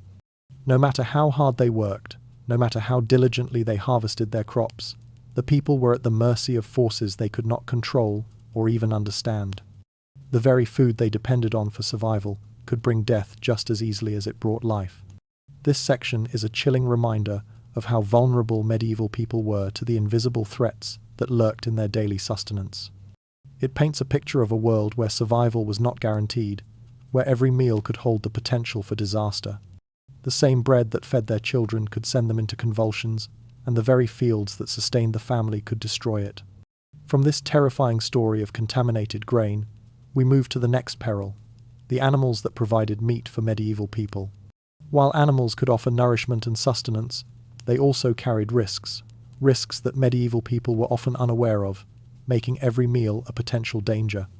The next section will explore the hidden dangers of meat, where animals meant to feed the people could just as easily bring death. In the medieval world, meat was both a blessing and a deadly risk. Without refrigeration or modern preservation methods, the meat that seemed so essential to survival could quickly become a carrier of parasites and bacteria, invisible threats that lurked within every bite. What might have been a joyous feast, a celebration of shared food and community, could just as easily be the source of sickness and death. For medieval people, each meal was a gamble between hunger and illness, and the stakes were incredibly high. Imagine a village feast tables laid out under the open sky, the scent of roasted meat filling the air. Guests gather around, laughing, eating, and celebrating. The meat sits out for hours, exposed to the sun, flies buzzing around it as the warmth slowly seeps in. To the villagers, the feast is a sign of prosperity, a rare opportunity to enjoy what they've worked so hard for. But beneath the surface of this joyful occasion is a quiet, insidious danger. As the meat sits, it begins to spoil. The bacteria that thrive in warm, unsanitary conditions spread without detection. What seemed like a treat now holds the potential for sickness, with every bite unknowingly carrying pathogens that can silently incubate in their stomachs. Medieval butchering practices, too, offered no protection against contamination. Without proper sanitation, meat was often butchered on dirt floors, near animals, and with unwashed knives. The blood of the animals mixed with the dirt, and everything, the meat, the tools, the hands of the butcher, became a breeding ground for bacteria and parasites. Parasites like tapeworms, roundworms, and other intestinal invaders could easily transfer to humans, making the consumption of meat a high-risk activity. Yet for medieval people, it was a risk they had to take. They didn't have the luxury of wasting food. Meat was a precious commodity, often consumed immediately after slaughter because there was no way to preserve it for the future. The idea of throwing away meat, even if it had been sitting out too long or was showing signs of spoilage, was inconceivable. Waste meant hunger, and hunger meant death. In the absence of knowledge about germs or parasites, the people of the time had no way of understanding how easily their food could carry infection. What they didn't know was that their very survival depended on taking these risks. A single poorly prepared meal could lead to widespread sickness, and families often found themselves suffering from foodborne illnesses after what they thought was a hearty, nourishing feast. Even the seemingly small, innocent meals like a simple slice of roasted meat could turn deadly in the hours after consumption. What if every bite of meat was a gamble between hunger and death? This question loomed large over every medieval meal. The tension of knowing how easily things could go wrong added a layer of psychological horror to the act of eating. The meat that should sustain them might instead cause fever, nausea, and even death. The very act of eating, so essential to survival, could turn into a silent threat, a danger that was almost impossible to avoid. For the medieval family, there was no choice but to accept the risks, to eat what was available, and pray that the sickness would not strike. The deeper emotional weight of this section lies in the sympathy we feel for these people. They lived in a world where food was scarce and dangerous, yet they had no other option but to consume what they could get. Their limited food sources were often contaminated before they could even begin to prepare a meal, and their understanding of the dangers that lay in the food they ate was non-existent. A family could go from a joyous feast to a household of sickness within hours, and there was little they could do to prevent it. As we transition from the dangers of meat, we turn next to another essential part of medieval survival: water. Unlike meat, which could be prepared or cooked to kill harmful organisms, water was a necessity that rarely guaranteed safety. The next section will delve into how the very water that medieval people relied on to drink, wash, and cook with was often as dangerous as the food on their plates, offering yet another invisible threat that could bring sickness and death. In medieval towns, the most essential resource for survival, water, was often the most dangerous. What appeared to be clear, clean water could carry invisible threats, making every sip a gamble with death. Without modern sanitation or any understanding of how contamination worked, medieval people were forced to rely on sources that were often polluted, tainted by the very waste they couldn't avoid. Rivers, wells, and rain barrels, all seemingly innocent sources of water, were riddled with dangers, silently feeding diseases that would strike without warning. Imagine a woman drawing water from a well. The water looks clear, cool, and inviting as it glistens in the bucket. She lifts it, unaware that the well's source has been contaminated by runoff from nearby cesspits or the decomposing remains of dead animals. Beneath the calm surface of the water, bacteria and parasites wait to be ingested, ready to infect anyone who drinks from it. The well is her lifeline, the source of water for her household, but it also harbors invisible killers. She has no way of knowing that the water she collects, though seemingly pure, is silently poisoning her family. Now, picture a child playing near a stream in the countryside, a stream that runs clear and fresh, as it has for generations. But the child doesn't know that the water has been tainted by tannery chemicals upstream, or that the waste of butchers and tanners has slowly leached into the water, making it more dangerous than it seems. The child drinks eagerly, oblivious to the toxic chemicals that have polluted the water. Hours later, they may be struck with fever, nausea, or worse, an illness they cannot understand, the result of drinking from a stream that seemed so innocent. The horror lies not just in the knowledge that contamination was common, but in the fact that medieval people had no way of understanding the risks. Without microscopes or any way to see the invisible bacteria or parasites in their water, they drank what they could, often unaware of the danger until it was too late. This is where the story shifts. The innocent act of drinking water, a necessity for life, was, in fact, one of the most dangerous risks they faced. Travelers and townsfolk alike could sip water from a source that looked perfectly fine, only to feel its effects later, as fever and illness took hold. The metallic taste of water, seemingly harmless, might be the first sign of contamination by that time. It was often too late to prevent the consequences. What if the clearest, purest water you could find was actually your deadliest mistake? This is the chilling reality medieval people faced. Water was a necessity, and without it, survival was impossible. But the very resource they depended on for life could just as easily lead to death. Without the understanding of how disease spread, or the ability to purify water, they were left vulnerable to the invisible threats lurking in every source. One of the most telling contradictions in medieval life was how people often preferred beer to water, not because of taste, but because they believed it to be safer. Beer, fermented and brewed in conditions that, although unsanitary, were far less likely to harbor deadly bacteria or parasites, provided a kind of protection that water simply couldn't.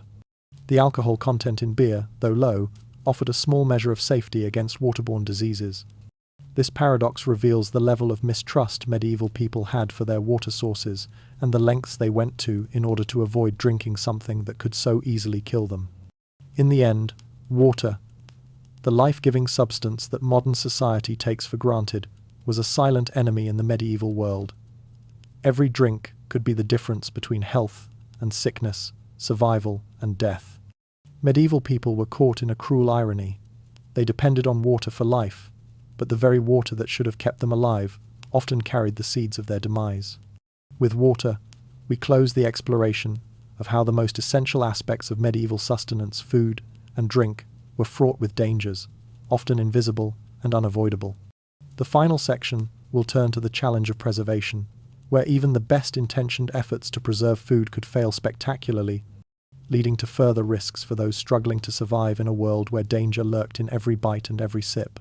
In the harsh medieval winter, survival was a delicate balance between using what little food could be harvested and the grim reality of scarce resources. The long, cold months forced families to rely on preservation methods, salting, smoking, fermenting, and drying that, when executed properly, ensured they had enough to survive until the next harvest. But these methods, while ingenious, were not foolproof. Without the knowledge of bacteria, mold, and proper storage techniques, preserved food could quickly turn from a life-saving necessity to a silent, deadly enemy. Imagine a family in the dead of winter, gathering around a barrel of salted fish that has been carefully packed away for the long months ahead. The salt, meant to preserve the fish and keep it edible, is leaking slowly from the barrel, allowing the fish to sit in brine far too long. As the brine builds up, bacteria begin to grow, turning what should have been a nourishing meal into a feast of illness. The fish, once a staple of survival, has become a hidden source of foodborne disease, its surface deceptively unspoiled, but the interior now harboring the slow-moving poison of contamination.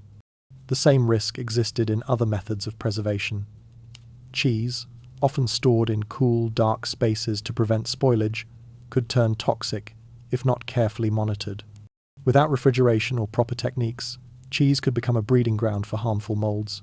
What seemed like a simple, safe source of protein could instead lead to food poisoning, or worse, botulism, an illness that would strike without warning, leaving its victims weakened and vulnerable.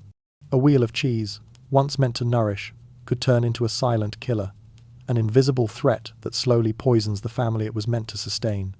Even ale, a drink consumed by people of all ages, could become a deadly hazard if stored in unclean barrels or brewed with improper techniques. The fermentation process, if disrupted by dirty containers or contaminated ingredients, could cause the ale to sour quickly, developing harmful bacteria that would leave the drinker feverish and ill. In a world where water was often more dangerous than beer, medieval families relied on their ale to hydrate and nourish them. But the same barrels that held their prized ale also carried the potential for disaster.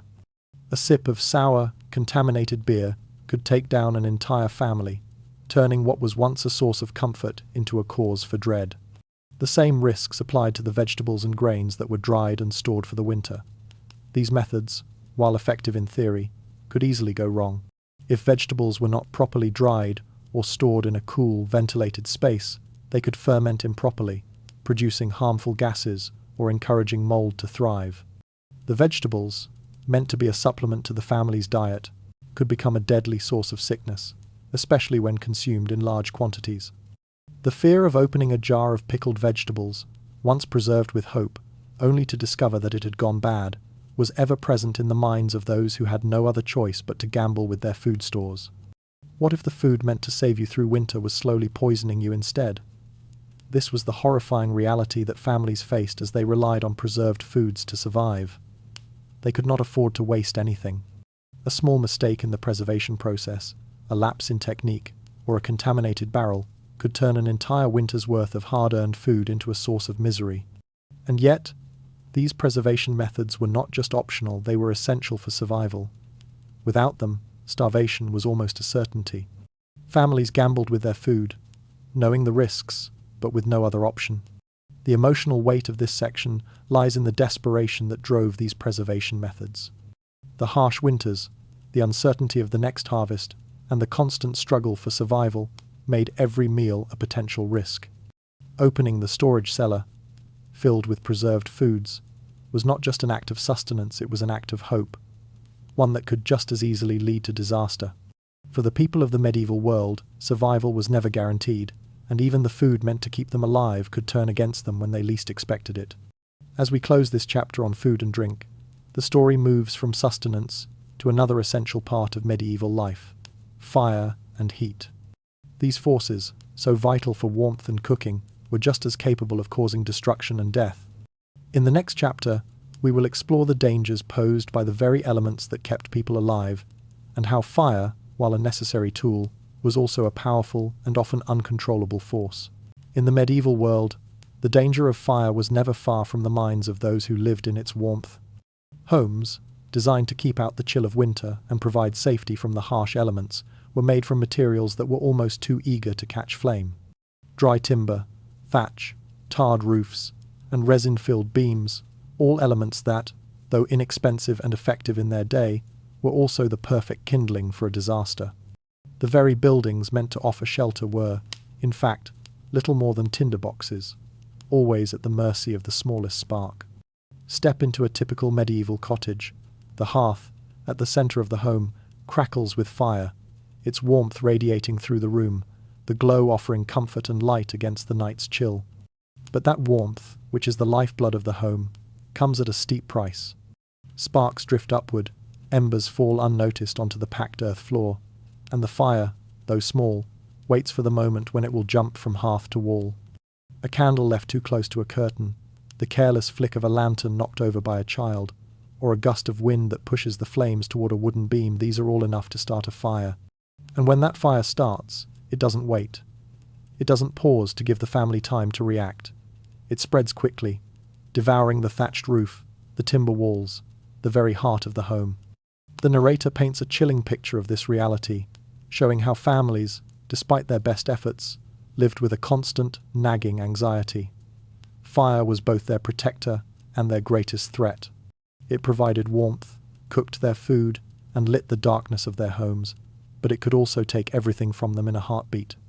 The tension grows as the audience is guided through the haunting image of a fire breaking out in the night.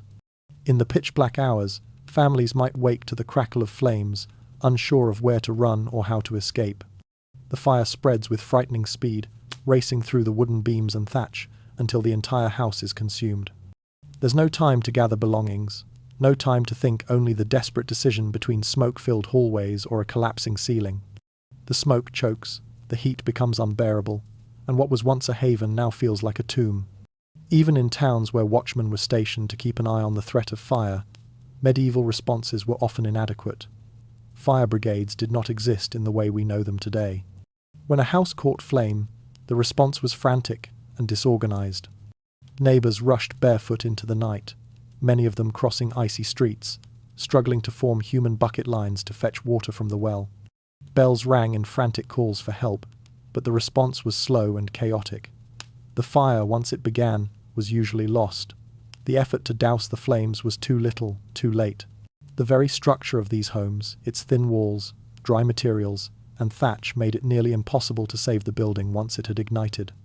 What if the warm glow you trusted each night could erase your world before dawn? This is the terrifying truth of medieval homes. They were not only places of shelter, but potential graves, always at risk of becoming engulfed in a consuming inferno. Fire was not a rare tragedy, but a constant, lurking presence, ready to strike at the slightest mistake. Medieval people, in their attempts to survive the harsh winters, had built homes that were as fragile as they were warm, creating an ever-present danger that they could not escape. The eerie fragility of these homes was the result of choices made out of necessity, cheap materials that offered warmth but lacked safety. As the section closes, the audience is left with the haunting understanding that every night, the warmth that gave comfort also carried with it the silent threat of destruction. The fire, so essential to life, could, in an instant, become its undoing. From household fires, the story will shift to explore a more industrial form of fire, one used in workshops and craft halls where flames were not just a danger to homes but to entire industries. These fires, though used for work, were far more dangerous and far less predictable. In the next section, we will see how fire, when used in the production of goods, could turn the very factories of medieval craft into deadly places where lives were lost in the pursuit of labor. Medieval craft workshops were, in many ways, centers of creation, but they were also constant sites of peril, where beauty was often forged alongside danger. Blacksmiths, potters, glassworkers, bakers, and metal foundries all relied on extreme heat, open flames, and volatile materials to produce their goods. And all of this was contained within cramped wooden structures, where one wrong move could lead to catastrophic destruction. The dangers faced by medieval craftsmen weren't just occupational, they were existential, threatening not just their work but their lives and the lives of their families. Imagine stepping into a blacksmith's forge. The heat hits you immediately. The roar of the flames sounds almost like a trapped beast, hungry and insatiable. Sparks fly, swirling in the air like fireflies, and the air is thick with the smell of burning metal and coal. The floor, covered in straw to absorb the mess, is far from fireproof, and the temperature is so intense it makes the space feel alive. Apprentices rush around with little more than rudimentary training, pushing red-hot metal into the forge with bare hands, hammering it on the anvil with sweat-streaked faces. Every moment feels like a calculated gamble. A misstep could mean severe burns, flying sparks that ignite the straw and wooden walls, or even a violent explosion from the volatile materials that are part of the process. In this space, creation and destruction coexist with terrifying immediacy. From the forge, we move to a pottery kiln, where intense heat is used to harden clay, turning it into valuable wares. But if the kiln overheats, or the temperature fluctuates too rapidly, it can crack, releasing acrid smoke that seeps through the roof. The kiln, an essential tool for crafting, becomes a danger in itself, threatening the building and the lives inside. In another part of the workshop, a baker's oven, once designed to provide a steady source of heat for baking bread, begins to collapse under the weight of constant use and the intense temperatures. The walls, weakened by the heat, buckle and crack, turning what should be a safe space into a furnace.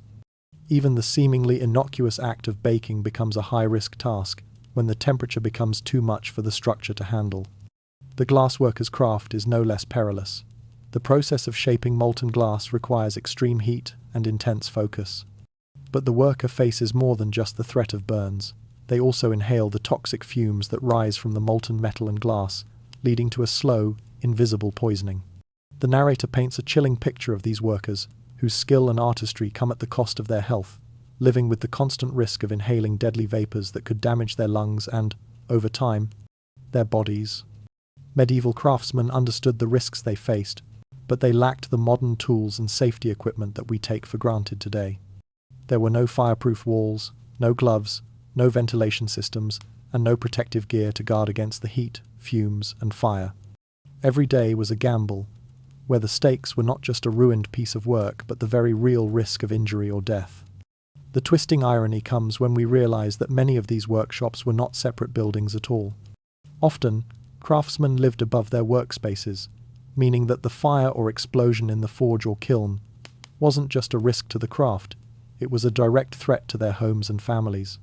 A fire in the forge could easily spread, engulfing not just the workshop but the entire building, trapping a family in their sleep. What if your workplace glowed with beauty, but one mistake could melt your world? This is the paradox that medieval craftsmen faced daily. The very conditions that allowed them to create beautiful, functional objects also made them vulnerable to the destructive power of fire, heat, and volatile materials. The tension between creation and destruction was ever present, and every successful piece of work was, in a sense, a victory over the forces that could tear it all down. As we move from these workshops of creation and destruction, we now shift our focus to a larger, uncontrollable force, wildfires. While the fires in the workshop were contained within walls, the fires that ravaged entire regions were another beast entirely. The next section will explore how these devastating wildfires could consume entire towns and forests, leaving nothing but ash in their wake, a reminder that fire, when uncontrolled, is an enemy unlike any other. Medieval landscapes, vast and untamed, were susceptible to fires of devastating intensity. Unlike today, where fire breaks, controlled burns, and fire suppression systems manage and limit wildfires, medieval lands were dense, dry, and often poorly managed, creating the perfect conditions for catastrophic blazes. A single spark, a lightning strike, an accident, or even a deliberate action could ignite a fire that would rage uncontrollably, fueled by the overgrown vegetation and the tinder-dry environment. The very forests that had once provided safety, shelter, and resources to medieval people could, in a matter of hours, become a wall of fire bearing down on them. Imagine a shepherd quietly tending his flock on a hillside, when a faint wisp of smoke catches his eye. At first, It's nothing more than a distant curl of grey in the horizon. But as he watches, it begins to rise, thickening and swelling, a sign that a fire has taken root in the dry underbrush below. The flames crest the hill, quickly gaining speed as the wind pushes them forward, moving faster than the shepherd can run. In moments, the fire advances like a living thing, driven by the elements wind, dry grass, and the heat of the sun. The shepherd tries to gather his sheep, but the flames are too fast, and all he can do is watch as his world burns before him. In the villages, panic sets in as the fire advances. People rush to the well, frantically filling buckets, but the flames have already outpaced them. The fire is now a beast, moving faster than the people can run, blotting out the sky with smoke so thick it feels as though the sun itself has vanished. The smoke smothers the town, suffocating livestock and causing widespread respiratory illnesses. People try to flee, but the smoke is just as deadly as the flames themselves. The very air becomes a weapon, and as it burns their lungs, they realize that the firestorm is not the only danger. The smoke itself is a silent killer, forcing villagers to scramble for safety as the land around them burns to ash.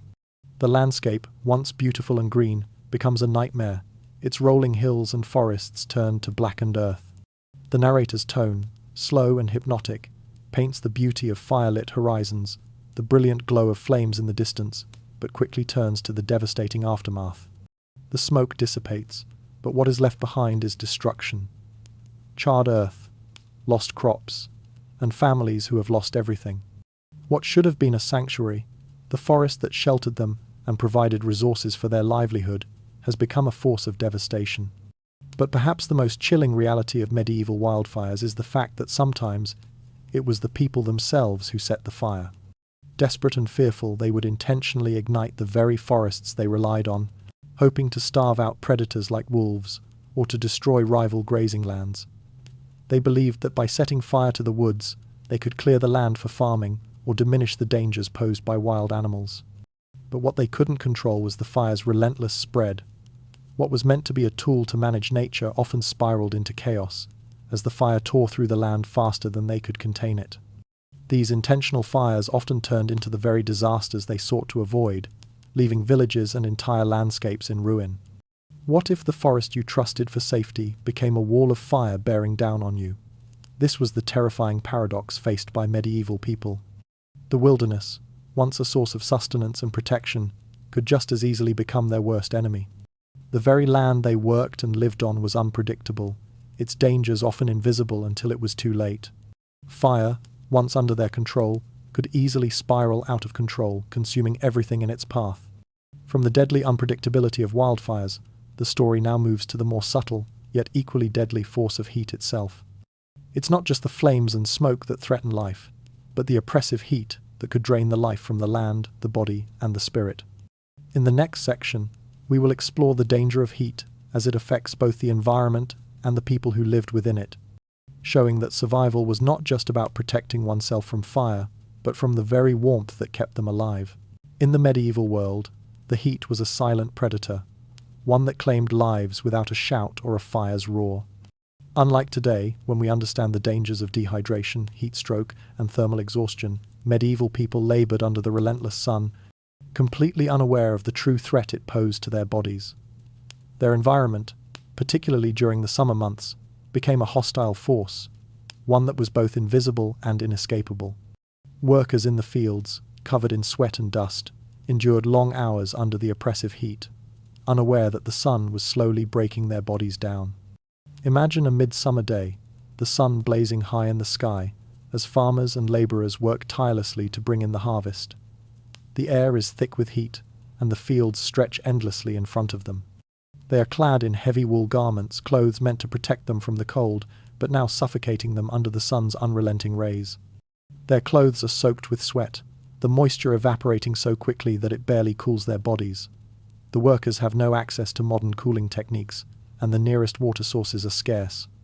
Even if they can find water, they hesitate to drink too much, fearful that the water might be contaminated and make them sick.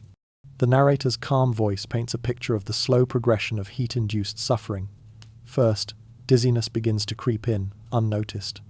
A slight headache, a feeling of weakness, but nothing too alarming at first. The workers push through, thinking it's just fatigue, laziness, or perhaps divine punishment for some slight. But as the day wears on, the dizziness becomes nausea, then confusion. The heat, so slow and insidious, saps their strength until their bodies can no longer function and they collapse. What they don't realize is that the sun has already stolen their energy, dehydrating them, draining them, without their understanding. It isn't laziness or a curse, it is their bodies, quietly betraying them under the weight of the heat. But the heat didn't just kill through exhaustion. It warped the very materials that people relied on for survival. Tools, once sturdy and reliable, would crack or melt under the relentless sun. Grain stores, essential for the winter, would suffer, their contents ruined by the excess warmth. Wax seals, meant to preserve important documents, would melt in the heat, rendering agreements and records useless. Even houses, meant to protect, became ovens during the summer. Attics, which were often used to store hay or grain, would trap blistering heat, turning these spaces into tinderboxes.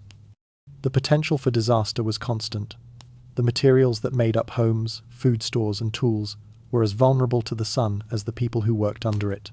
The risk of fire was always present, but it was the heat itself that prepared the conditions for it to spread. Yet, in the absence of knowledge, medieval people often didn't blame the heat for their suffering. Instead, they looked for supernatural explanations. When workers collapsed or crops failed, many believed the cause to be spirits, curses, or celestial misalignments, omens of bad fortune from the heavens, or the will of vengeful gods. What they didn't understand was that the true danger was the heat itself, creeping into their bones, breaking their bodies down before they even realized what was happening. They had no concept of dehydration or heat stroke. They only knew that something unseen was attacking them, something beyond their control or understanding. What if the sun above you watched patiently, waiting for the moment you collapsed? This is the eerie truth of medieval life. The greatest force of destruction wasn't visible. Like fire or storm, it was the relentless, unyielding heat, creeping up on its victims slowly until they could no longer fight against it. It was an invisible enemy, and for most, the effects came on so slowly that they didn't even recognize it as a threat. The harshness of the sun didn't just kill the body, it warped the world around them, melting the very things they relied on to survive. As the chapter closes, a sense of quiet dread settles in. Fire could be seen, feared, and fought against, but heat was another kind of danger, one that couldn't be outrun or easily understood. It was a constant, invisible companion that followed people wherever they went, quietly waiting for the moment it would break them. From the invisible dangers of heat, the narrative transitions to explore the skies above the forces of weather, which, unlike heat, could change in an instant. These forces were just as unpredictable, often more terrifying, and completely outside the control of medieval people. The next section will delve into the terrifying unpredictability of weather, where storms, droughts, and floods could change everything in the blink of an eye, leaving entire communities at the mercy of nature's fury. In the medieval world, the sky was a realm of mystery and terror. With no meteorology to predict or explain the weather, people were at the mercy of storms that arrived with the swiftness and unpredictability of an ambush. The simple act of looking up was no guarantee of understanding. There were no warnings, no way to read the air or the clouds with any certainty, only the distant rumble of thunder, the sudden shift in wind, and the inevitable onslaught that followed. For medieval people, the sky itself seemed to wait, patient and quiet, until the perfect moment to strike. Imagine walking through an open field or down a forest path with no shelter in sight. The sun shines, and the world feels calm, serene even. But then, from the distance, the first rumble of thunder reaches your ears. It's faint at first, barely a murmur across the horizon, but as you continue, you feel the air change. The breeze turns cold, and the sky above begins to darken. A storm is coming, but it isn't a gradual shift, it's a violent transformation. Within moments, the world goes from calm to chaotic. The first drops of rain hit the ground, quickly turning to sheets of water that lash against everything in their path. The wind picks up, gusting wildly, ripping through the landscape with no regard for what it encounters. In a medieval village, the storm arrives like an unstoppable force, shattering the peaceful rhythms of daily life. The narrator's voice brings the viewer into the heart of this unfolding chaos. Lightning cracks across the sky, slamming into wooden chimneys, sending sparks flying across thatched roofs. Gusts of wind tear through the village, ripping the thatch off homes and sending debris flying into the streets. The animals, once calm and accustomed to the village, panic, running wild as the storm surges forward. Families huddle inside their homes, pressing against walls that shake with each gust of wind, praying for the storm to pass. Streets become rivers within minutes, mud filling every corner, and the rivers that were once contained within their banks swell rapidly, bursting forth and swallowing anything in their path. Harvests that had taken months of labor are lost beneath the floodwaters. The storm is not just an inconvenience, it is an existential threat that can undo a season's work, or even a lifetime's worth of careful planning. The dread of the storm intensifies in smaller, personal moments. A shepherd, unable to find shelter, struggles to rescue his lost sheep from the rising floodwaters. A knight, riding to the defense of his lord's lands, is thrown from his horse as the ground turns slick and treacherous under the heavy rain. A mother, clutching her children as lightning lights up her home through the cracks in the walls, prays desperately for safety. Storms were not just things to endure, they were disasters in the making, a force of nature that had the power to change a family's fortune in an hour. What once seemed like a tranquil day could quickly turn into a battle for survival as the elements turned from friendly to fatal in the blink of an eye. What if the sky itself waited for the perfect moment to strike? This question looms over every medieval storm, for the power of nature was beyond human comprehension.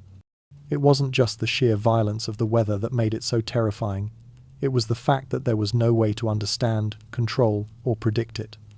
A storm, once it began, was unstoppable, its destructive force a reminder of humanity's vulnerability in the face of nature's raw power. As this section ends, the viewer is left with the haunting feeling of helplessness that medieval people must have experienced. Their world was governed by skies that could act like ambush predators, waiting for the right moment to unleash their fury.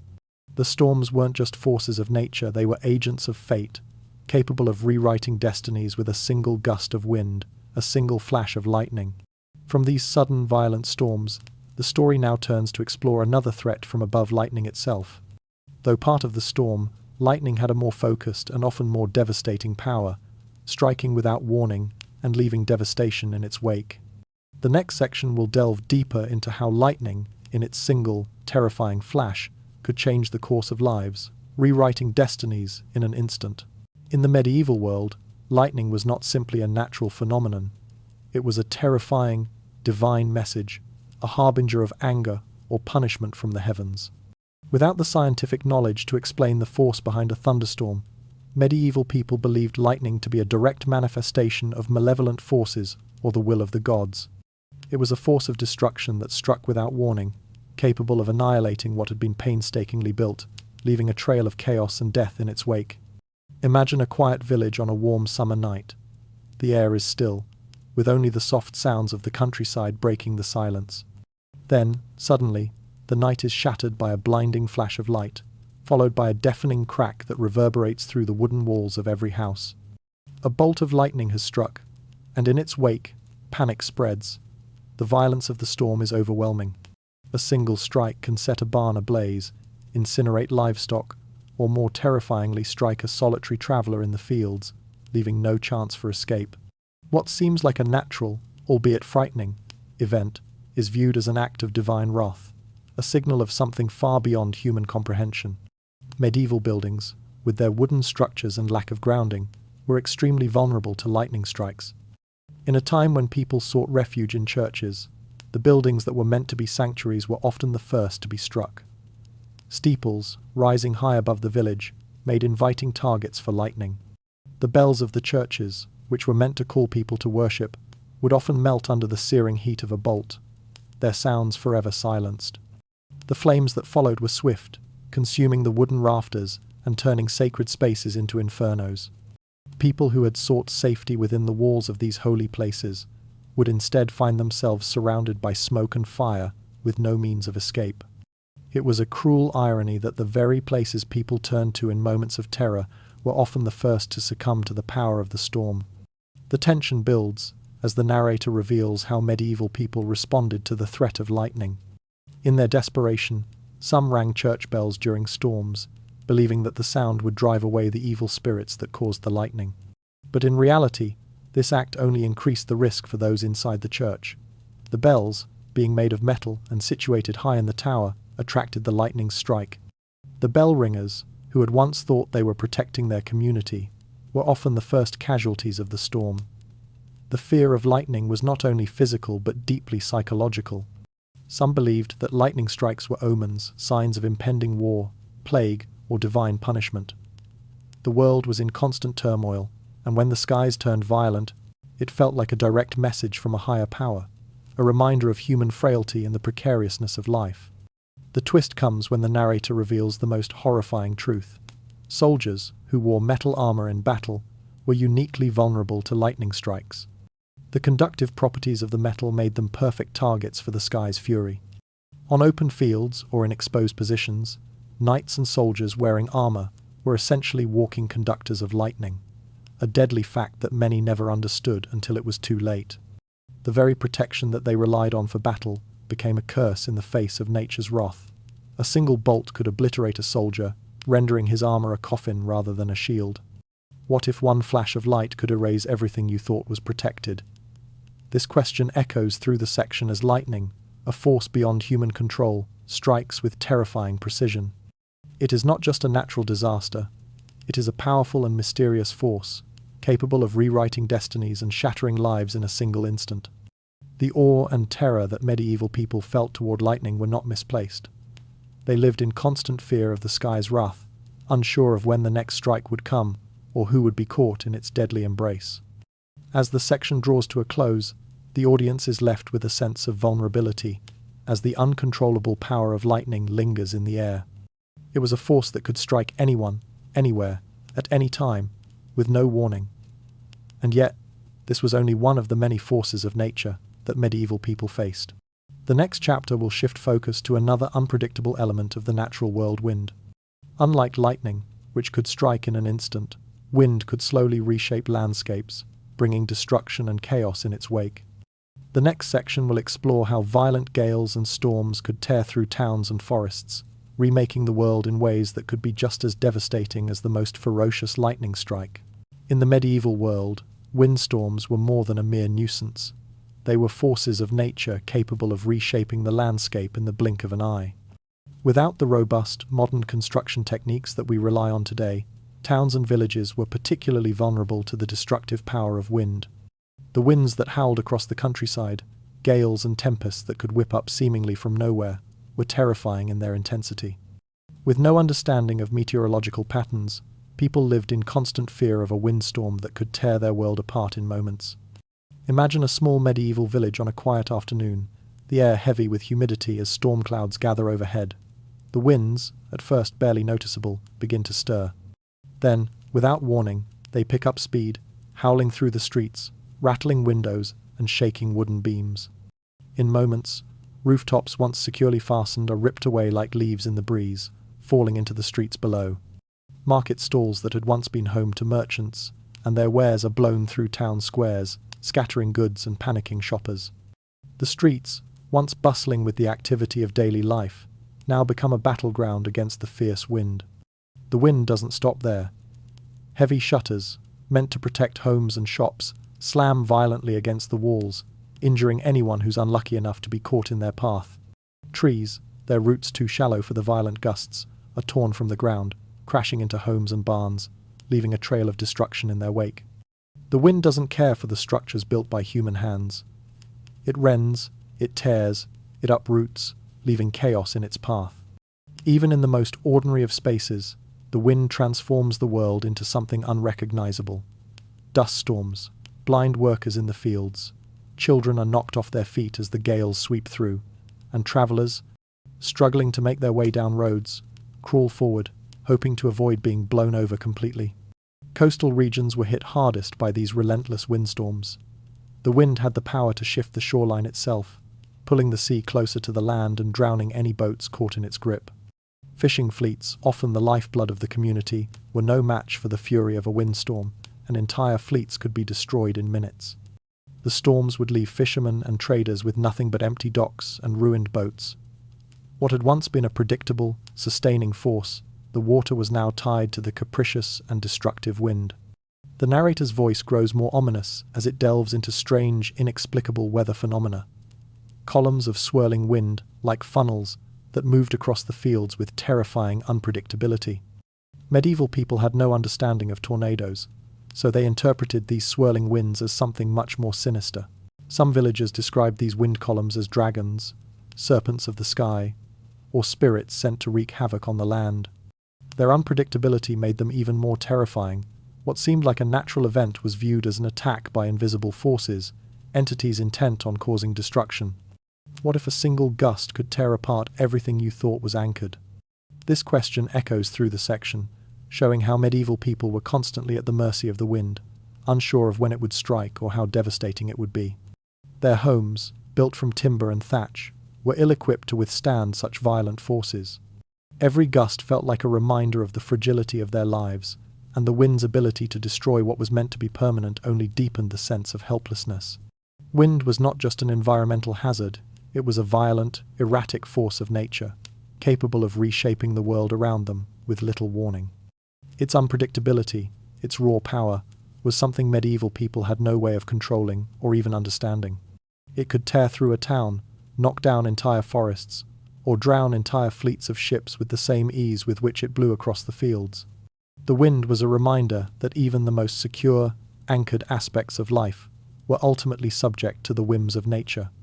As the section closes, the audience is left with the understanding that the wind was not simply an inconvenience, it was a force of chaos, one that could alter the course of lives in an instant. The story moves next to another unpredictable and merciless force, the cold. Unlike the wind, which could destroy in moments, the cold was a slow, creeping killer, one that medieval people struggled to escape from, no matter how hard they tried. The next section will explore how the cold became an enemy in itself, a constant threat that could destroy lives over the course of a long, unforgiving winter. Medieval winters were not merely seasons of cold, they were relentless trials that tested the very limits of human endurance. Without the insulation, modern fabrics, or heating systems that we take for granted today, the cold seeped into homes, into bones, and into the very heart of medieval life. The harsh, unpredictable winters were a constant threat, one that could bring entire communities to their knees in a matter of weeks and turn the most ordinary routines into life or death struggles. The narrator takes the viewer through a frost-bitten morning in a medieval village. The first light of dawn reveals frozen water buckets, their surfaces encased in thick sheets of ice. Villagers, wrapped in heavy wool clothing, awake to find their garments stiff and frozen, offering little protection from the morning chill. The day begins with simple, exhausting tasks: scraping ice from windows, breaking the frozen surface of water sources to fetch water, and coaxing livestock shivering and struggling to their feet.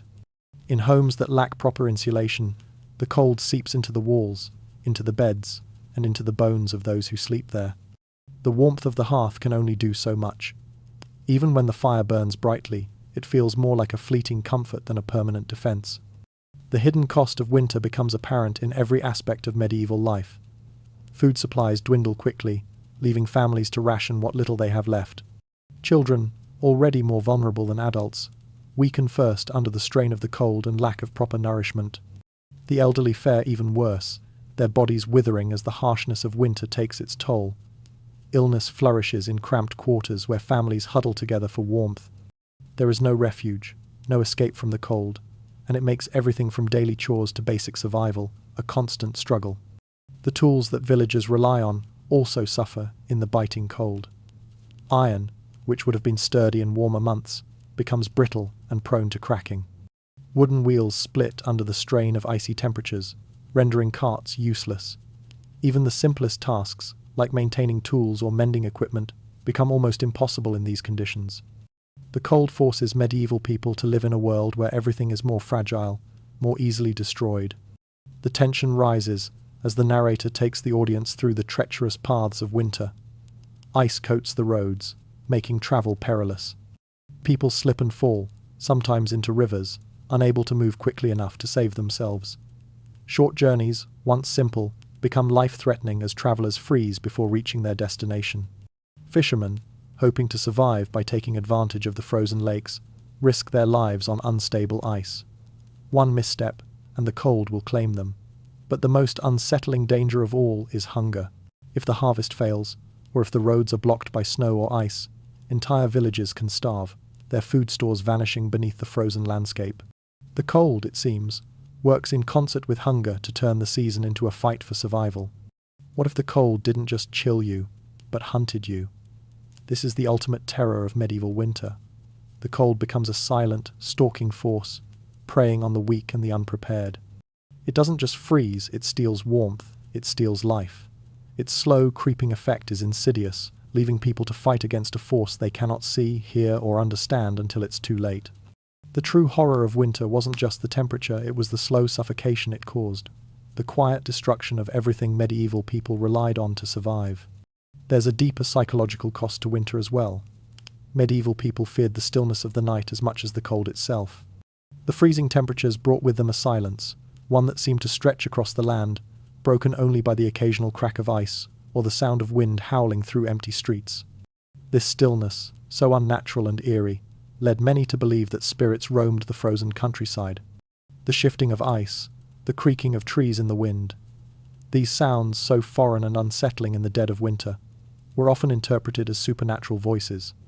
The cold not only froze bodies, but it also froze the mind, making people feel vulnerable to forces they couldn't understand, forces they believed were as old as the earth itself. By the end of the section, the viewer feels a visceral understanding of winter's power. It wasn't just a season, it was a relentless trial, one that demanded respect and, perhaps more than anything, luck. In a world where the cold could creep in unnoticed, and the darkness of the winter night could breed terror, medieval people fought not just to survive, but to stay alive in a world that seemed bent on their destruction. The cold wasn't just a season to endure, it was a force to fear, a slow, merciless killer that haunted every corner of medieval life. As the chapter on the elements closes, the focus now shifts to the ground itself. Even as the sky unleashed its fury through wind and snow, the earth below often posed equally deadly challenges, reshaping medieval life in unexpected ways. The next section will explore how the very earth people walked on, whether through dangerous terrain, collapsing structures, or unseen dangers buried beneath their feet, was a perilous place for those trying to make a living. The pastoral scenes we often associate with medieval life, bucolic fields, rolling hills, and quiet rural landscapes, are far removed from the dangerous realities experienced by the workers who toiled the land. For medieval farmers, the fields were not serene, peaceful places. They were treacherous battlegrounds, where every step, every swing of a tool, carried the potential for disaster. The life of a medieval labourer was filled with risks that modern audiences might never imagine. Their daily struggle for survival bound to the land in ways that demanded physical endurance and constant vigilance.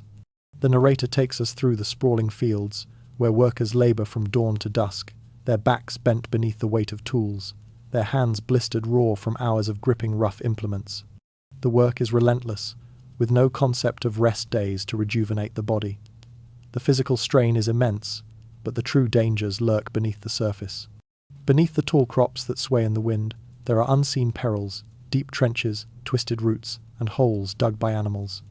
A single misstep, an unnoticed dip in the ground, could result in a broken leg, and for a family so dependent on daily labour, this could mean starvation. The field, which should be a symbol of life and sustenance, is in fact a place where the very earth conspires against those who work it. The risks of the tools themselves are no less terrifying. Medieval labourers often worked with heavy scythes, their long, curved blades swinging in wide arcs as they cut through the grain. There is little room for error in this work, and a moment's distraction, a sudden shift in the wind, or a slip of the wrist, could send the blade into the flesh of a neighbour or a fellow worker. The narrator describes the gut-wrenching reality of these accidents, how one miscalculation could end in a severed limb, a fatal injury, or the kind of wound that would render a worker useless, threatening the survival of an entire family. Children, too, were not spared. Tasked with scaring away birds from the fields, they were often positioned dangerously close to the adult workers, and many suffered accidental injuries, a result of a blade swing or an errant throw of a stone. The most insidious dangers, however, are those that go unnoticed until it's too late. The heat of the sun, which beats down relentlessly on the workers, drains their strength without their understanding. In the absence of knowledge about dehydration or heat stroke, many labourers collapse suddenly from exhaustion, their bodies overwhelmed by the oppressive heat. These workers often believed their faintness or sudden weakness to be a sign of laziness or moral failure, rather than the early symptoms of heat stroke. When someone collapsed in the field, it was dismissed as weakness, but the reality was much darker. It was the slow, creeping effect of the sun's relentless assault on their bodies. A collapse in the field, unacknowledged and untreated, could be fatal. It was not an uncommon sight to see a worker fall and never rise again, the heat silently taking its toll on the most vulnerable, and the rest of the crew often unable to help in time. The field, once a symbol of life and sustenance, was in fact a battlefield, an arena where nature, tools, and exhaustion conspired against the survival of those who worked it. For medieval people, every harvest, every season was a gamble, where the stakes were survival itself. The work in the fields was not just physically exhausting, it was fraught with danger at every turn. The workers, labouring day after day, often had little choice but to push their bodies beyond their limits, knowing that failure to do so meant starvation for their families. What if the very earth you worked to stay alive was secretly plotting your downfall? The fields were not merely places of hard labour, they were dangerous environments, where a single misstep, a lapse in judgment, or an unseen hazard could lead to injury, illness, or death. The relentless pressure of survival, combined with the hidden dangers of the land, made the act of farming far more treacherous than we might ever imagine. As the section closes, the narrative shifts from the perils of the fields to the dangers that awaited medieval workers in the forests. There, the shadows hid even more threats, from the wild animals that lurked in the trees to the menacing silence that could turn a day's work into a fight for survival. The next section will reveal how the forests, which provided resources and shelter, also carried with them a different set of dangers, waiting to ensnare the unwary and unprepared. The forests of medieval Europe, with their towering trees and untamed beauty, were both a blessing and a curse for those who worked within them. For woodcutters, hunters, charcoal burners, and gatherers, the forest was a source of livelihood, yet it was a place where danger lay just beneath the surface. The line between resource and threat was razor thin. Every rustle of leaves, every creak of a tree, carried the potential for disaster. The forest was both a provider and a predator, its silence masking the ever-present risk that one wrong move could turn a day's work into a tragic accident. The narrator guides the audience into the dense, shadowed depths of the forest, where the atmosphere is thick with tension. Towering trees creak under their own weight, their trunks swaying with the wind, but there's a deeper, more unsettling sound, an unnatural stillness that settles over the land. Unseen animals stalk the underbrush, their eyes fixed on the workers who are too busy with their labour to notice the quiet predation of nature. Every echo, every snap of a twig, feels like a warning. The workers move with a sense of awareness, born from the constant presence of danger the forest watches, and in its silence, it waits. Woodcutters, armed with axes far less reliable than modern tools, are the first to confront the forest's threat. The narrator describes them hacking at trees, their axes heavy and unwieldy, the blades dull from constant use. Trees, massive and ancient, are felled with tools that were prone to breaking. Handles splintered, axes chipped, and the trees themselves often responded unpredictably. A misjudged angle, a wrong swing, and the tree could fall too quickly, crushing anyone standing too close. In the midst of the labour, a woodcutter shouts a warning, only to watch helplessly as a tree crashes to the ground with a sickening thud, taking a partner with it. The forest, silent and unfeeling, claims another victim, and the woodcutter's life becomes just one more casualty in nature's relentless struggle for dominance. Hunters, too, face their own dangers. The forest, dense and filled with creatures both feared and revered, was a place where mistakes could be fatal. In the confusion of the hunt, a hunter might be mistaken for prey, struck down by a fellow labourer in the heat of the chase. The risks were constant, and the cost of a moment's distraction was often a life lost. Meanwhile, charcoal burners, whose work involved digging pits and creating fires to produce charcoal, faced a different but equally deadly threat. Inhaling the smoke that filled the air was part of the job, but it came at a hidden cost. The fumes, toxic and suffocating, slowly destroyed their lungs, and the workers often didn't realize the damage until it was too late. The smoke-filled pits seemed like a necessary evil and unavoidable part of the work, but over time, it became a silent killer, sapping the strength and life from those who spent their days in the thick, choking air. The twist comes when the forest itself is described not just as a place, but as a sentient presence, alive, aware, and waiting for mistakes. Medieval people believed that spirits dwelled within the forest, watching over its trees, its creatures, and those who ventured into it. The forest was not a neutral space. It was alive with unseen forces, and to disturb it, to take from it without respect, was to invite misfortune. The narrators speak of how some workers, when misfortune struck, would blame not their tools or their lack of experience, but the anger of the forest spirits. Accidents, injuries, and deaths were seen as the consequences of angering entities that controlled the wilderness. The belief in these spirits heightened the fear that the forest could take retribution for any slight, even if the cause was something as simple as a misstep or an unforeseen gust of wind. What if every shadow behind you held a listening presence, waiting for a mistake? This question hangs over the section as we delve deeper into the primal fear that medieval workers experienced. In the forest, nothing was as it seemed. The landscape, seemingly full of resources, was just as full of threats, and the workers, driven by instinct and necessity, had to navigate these dangers with little understanding of how they worked. The forest was both a sanctuary and a predator, and in that dangerous space, survival often depended more on intuition than knowledge. As this section closes, we leave the forest with the understanding that it was not just a physical place of labor, it was a psychological battlefield. The tension between life and death in the forest was not just in the dangers workers faced, but in the very belief that nature itself was alive, watching, and waiting for the slightest error. With this primal understanding, we now shift focus to the most physically dangerous job of all, the building of the medieval world itself. The next section will explore how the very act of construction, the physical labor that shaped towns and cities, was fraught with hazards that threatened workers at every step. The construction of medieval buildings, cathedrals, townhouses, and fortifications was an act of extraordinary human effort, often performed under the most dangerous and precarious conditions. Workers in these towering projects risked their lives every day, performing tasks at dizzying heights, with rudimentary equipment and no safety protocols.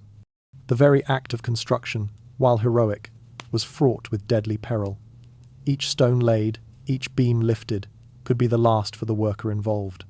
The narrator begins by drawing the audience into the heart of medieval construction sites, where scaffolds sway precariously in the wind, creaking under the weight of workers and materials. These scaffolds, often constructed of wood and poorly secured, lack the stability that modern workers take for granted. Workers balance on narrow beams, their feet sure only because they have no choice. There are no harnesses, no safety ropes to catch them if they slip. The only protection they have is their own skill, and even that is unreliable when the wind picks up, or when a piece of wood suddenly gives way. A single misstep, a fleeting loss of concentration, could result in a catastrophic fall. And in the close quarters of the building site, there was no way to help. A worker who fell was left to the mercy of the unforgiving stone below, while his companions could only watch helplessly from above. The tension in the air is palpable. Each movement, each decision carries with it the potential for disaster. The dangers weren't limited to the heights alone. Workers, from masons to carpenters, faced peril at every turn. The stone they carved was often stubborn and unyielding, requiring the use of iron tools that were prone to shattering without warning. Shards of flying metal became missiles, cutting through the air like blades, ready to strike anyone standing too close. The dust from the stone, thick and choking, filled the air, slowly damaging the workers' lungs as they labored day in and day out, often without proper protection. Every breath was a reminder that the very work they were doing was destroying them in ways they couldn't see or understand. Even the machinery that powered the construction site's cranes used to lift heavy blocks of stone was unreliable. These cranes, operated by men or animals, twisted unpredictably under the weight of the stone they carried. The heavy blocks swayed as they were lifted, creating an ever-present danger of crushing anyone beneath them. A single miscalculation in timing, a sudden shift in balance, and the stones could fall, causing carnage in an instant. One particularly striking moment in the narrative paints the image of a mason high atop an unfinished cathedral tower. The mason pauses for a moment, wiping the sweat from his brow as he looks down over the worksite. But in that brief instant, the ground seems to tilt beneath him. He regains his balance, but the very reminder that the earth beneath him could shift at any moment is a stark truth. No one, no matter how skilled, was ever safe from the danger that surrounded them. Even the most experienced workers were always just one heartbeat away from disaster. The emotional core of this section lies in the deep sense of admiration and horror that arises from the realization of what these workers endured. The cathedrals and castles that still stand today are monuments to human perseverance and skill, but they are also monuments to the untold number of workers who died during their construction. Many of these workers lie beneath the foundations of the buildings they helped create, their names forgotten, their sacrifices invisible to history. Their deaths became part of the structure itself, and in a sense, their very lives were woven into the buildings that endure for centuries after their passing. What if every stone in the walls around you was placed by hands that never made it home?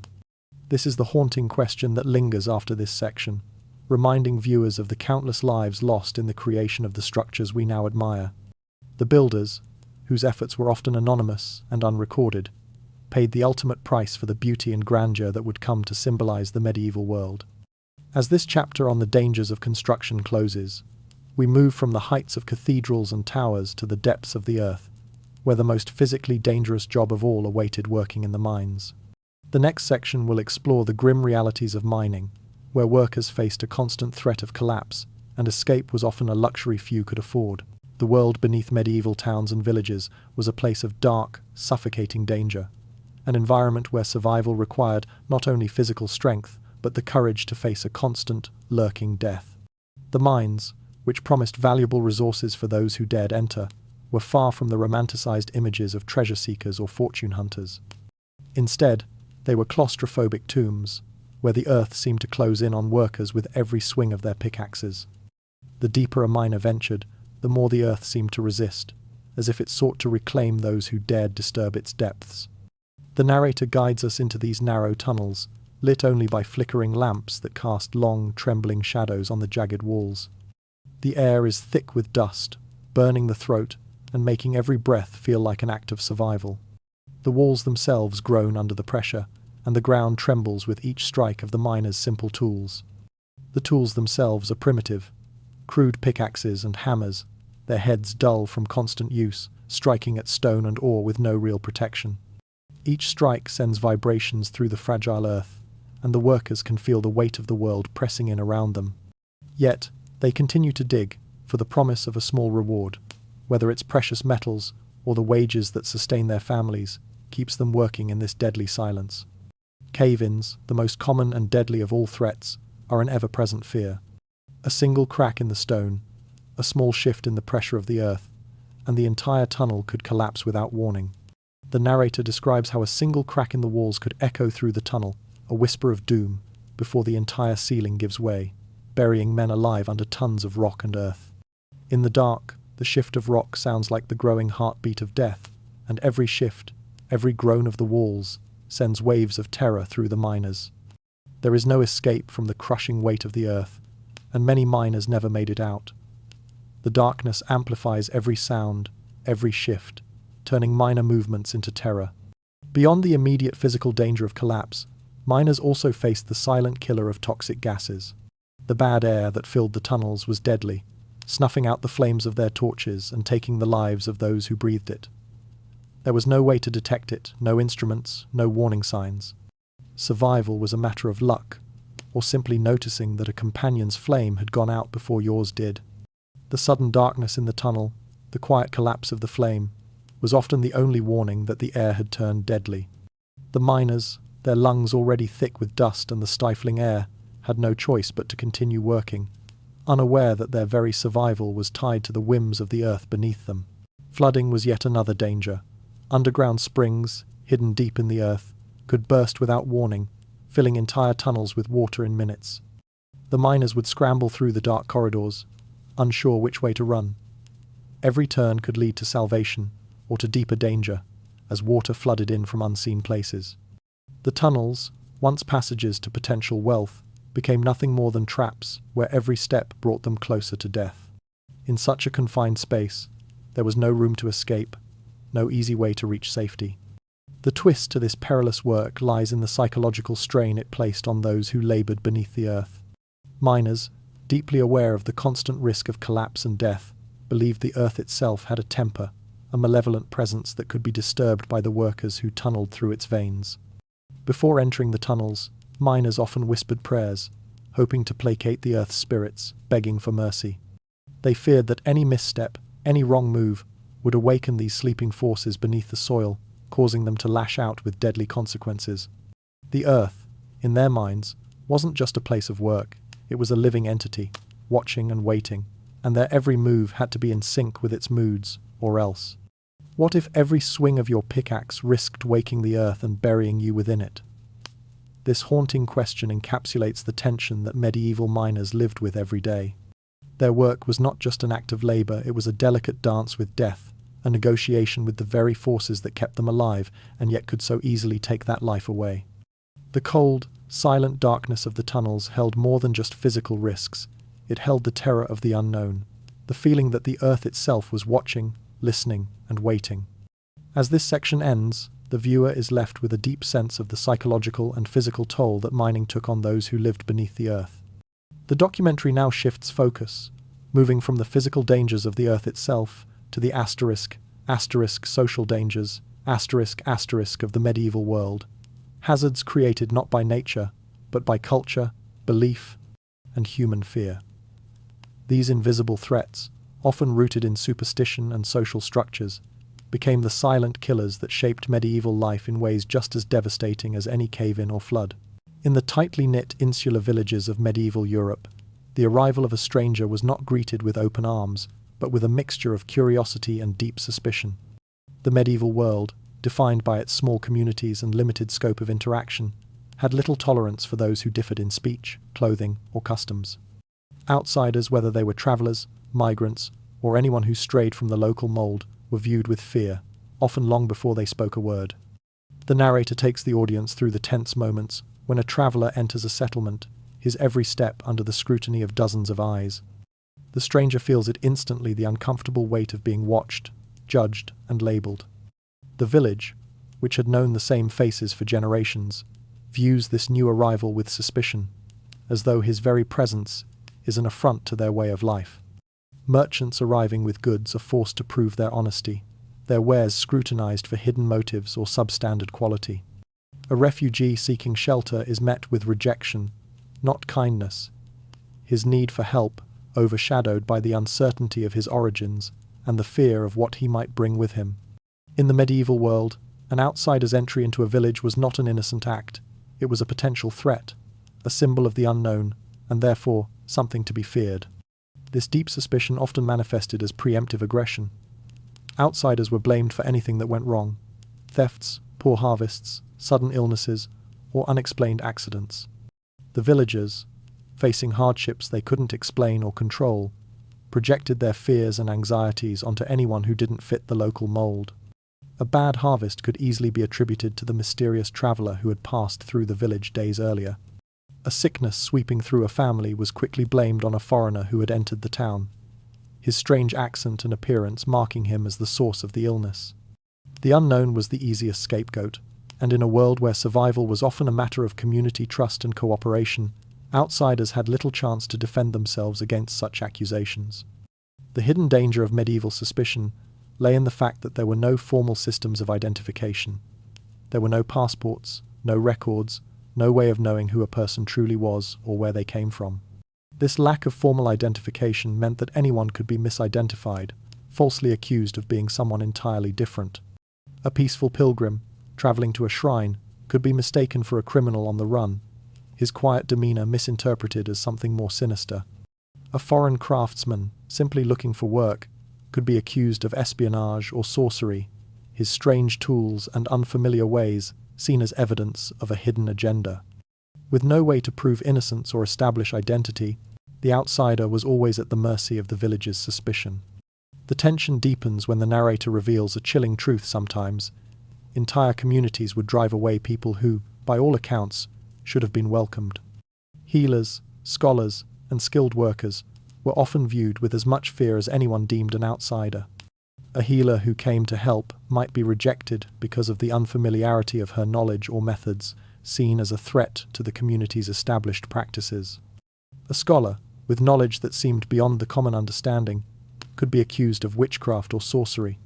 Skilled workers, such as blacksmiths or craftsmen, might be driven away because their expertise was seen as threatening to local craftsmen or worse, as a sign of foreign influence. In a world governed by fear, even acts of kindness or expertise could look dangerous. What if stepping into a new town meant you were already guilty? This question looms over the section as it explores the brutal reality that in the medieval world, the mere act of being an outsider was enough to make you a target. The villagers, fearful of what they didn't know, often turned on those who strayed from the familiar, accusing them of crimes they hadn't committed, believing them to be the source of every misfortune. For many, survival in a medieval village was not just about physical strength or skill, it was about fitting in, blending into the established norms, and avoiding the suspicion of the community. This section speaks to the deep psychological tension between the need for community protection and the paranoia that can quickly spiral into hysteria. Outsiders, whose mere presence was enough to fuel fear and mistrust, became easy targets for those whose lives were shaped by a constant fight for survival. From the distrust of outsiders, the narrative shifts toward mass social spirals where fear and suspicion amplify into hysteria, creating dangerous, uncontrollable waves of violence and accusation. The next section will explore how, in times of crisis, this fear could take on a life of its own, leading to widespread social breakdowns, where communities turned on each other, driven by irrational fears and unfounded accusations. In the tightly knit insular villages of medieval Europe, the arrival of a stranger was not greeted with open arms, but with a mixture of curiosity and deep suspicion. The medieval world, defined by its small communities and limited scope of interaction, had little tolerance for those who differed in speech, clothing, or customs. Outsiders, whether they were travelers, migrants, or anyone who strayed from the local mold, were viewed with fear, often long before they spoke a word. The narrator takes the audience through the tense moments when a traveller enters a settlement, his every step under the scrutiny of dozens of eyes. The stranger feels it instantly, the uncomfortable weight of being watched, judged, and labelled. The village, which had known the same faces for generations, views this new arrival with suspicion, as though his very presence is an affront to their way of life. Merchants arriving with goods are forced to prove their honesty, their wares scrutinized for hidden motives or substandard quality. A refugee seeking shelter is met with rejection, not kindness, his need for help overshadowed by the uncertainty of his origins and the fear of what he might bring with him. In the medieval world, an outsider's entry into a village was not an innocent act. It was a potential threat, a symbol of the unknown, and therefore something to be feared. This deep suspicion often manifested as preemptive aggression. Outsiders were blamed for anything that went wrong: thefts, poor harvests, sudden illnesses, or unexplained accidents. The villagers, facing hardships they couldn't explain or control, projected their fears and anxieties onto anyone who didn't fit the local mold. A bad harvest could easily be attributed to the mysterious traveller who had passed through the village days earlier. A sickness sweeping through a family was quickly blamed on a foreigner who had entered the town, his strange accent and appearance marking him as the source of the illness. The unknown was the easiest scapegoat, and in a world where survival was often a matter of community trust and cooperation, outsiders had little chance to defend themselves against such accusations. The hidden danger of medieval suspicion lay in the fact that there were no formal systems of identification. There were no passports, no records, no way of knowing who a person truly was or where they came from. This lack of formal identification meant that anyone could be misidentified, falsely accused of being someone entirely different. A peaceful pilgrim, travelling to a shrine, could be mistaken for a criminal on the run, his quiet demeanour misinterpreted as something more sinister. A foreign craftsman, simply looking for work, could be accused of espionage or sorcery, his strange tools and unfamiliar ways seen as evidence of a hidden agenda. With no way to prove innocence or establish identity, the outsider was always at the mercy of the village's suspicion. The tension deepens when the narrator reveals a chilling truth sometimes. Entire communities would drive away people who, by all accounts, should have been welcomed. Healers, scholars, and skilled workers were often viewed with as much fear as anyone deemed an outsider. A healer who came to help might be rejected because of the unfamiliarity of her knowledge or methods, seen as a threat to the community's established practices. A scholar, with knowledge that seemed beyond the common understanding, could be accused of witchcraft or sorcery. Skilled workers, such as blacksmiths or craftsmen, might be driven away because their expertise was seen as threatening to local craftsmen or worse, as a sign of foreign influence. In a world governed by fear, even acts of kindness or expertise could look dangerous. What if stepping into a new town meant you were already guilty? This question looms over the section as it explores the brutal reality that in the medieval world, the mere act of being an outsider was enough to make you a target. The villagers, fearful of what they didn't know, often turned on those who strayed from the familiar, accusing them of crimes they hadn't committed, believing them to be the source of every misfortune. For many, survival in a medieval village was not just about physical strength or skill, it was about fitting in, blending into the established norms, and avoiding the suspicion of the community. This section speaks to the deep psychological tension between the need for community protection and the paranoia that can quickly spiral into hysteria. Outsiders, whose mere presence was enough to fuel fear and mistrust, became easy targets for those whose lives were shaped by a constant fight for survival. From the distrust of outsiders, the narrative shifts toward mass social spirals where fear and suspicion amplify into hysteria, creating dangerous, uncontrollable waves of violence and accusation. The next section will explore how, in times of crisis, this fear could take on a life of its own, leading to widespread social breakdowns, where communities turned on each other, driven by irrational fears and unfounded accusations. In the medieval world, fear was not just an emotion, it was a force. A whisper could turn into a roar, a simple rumor could spiral into a social avalanche, and entire communities could descend into panic in the blink of an eye. In a time when superstition held as much weight as reason, and when the line between the natural and supernatural was easily blurred, fear spread faster than any disease or fire, often taking on a life of its own. The slightest disturbance, whether an unexplained illness, a strange weather pattern, or a peculiar accident, could trigger a chain reaction of suspicion, accusation, and violence. The narrator draws us into eerie scenes of medieval panic. Church bells ring relentlessly, their tolls echoing through the village, summoning families to barricade themselves inside their homes.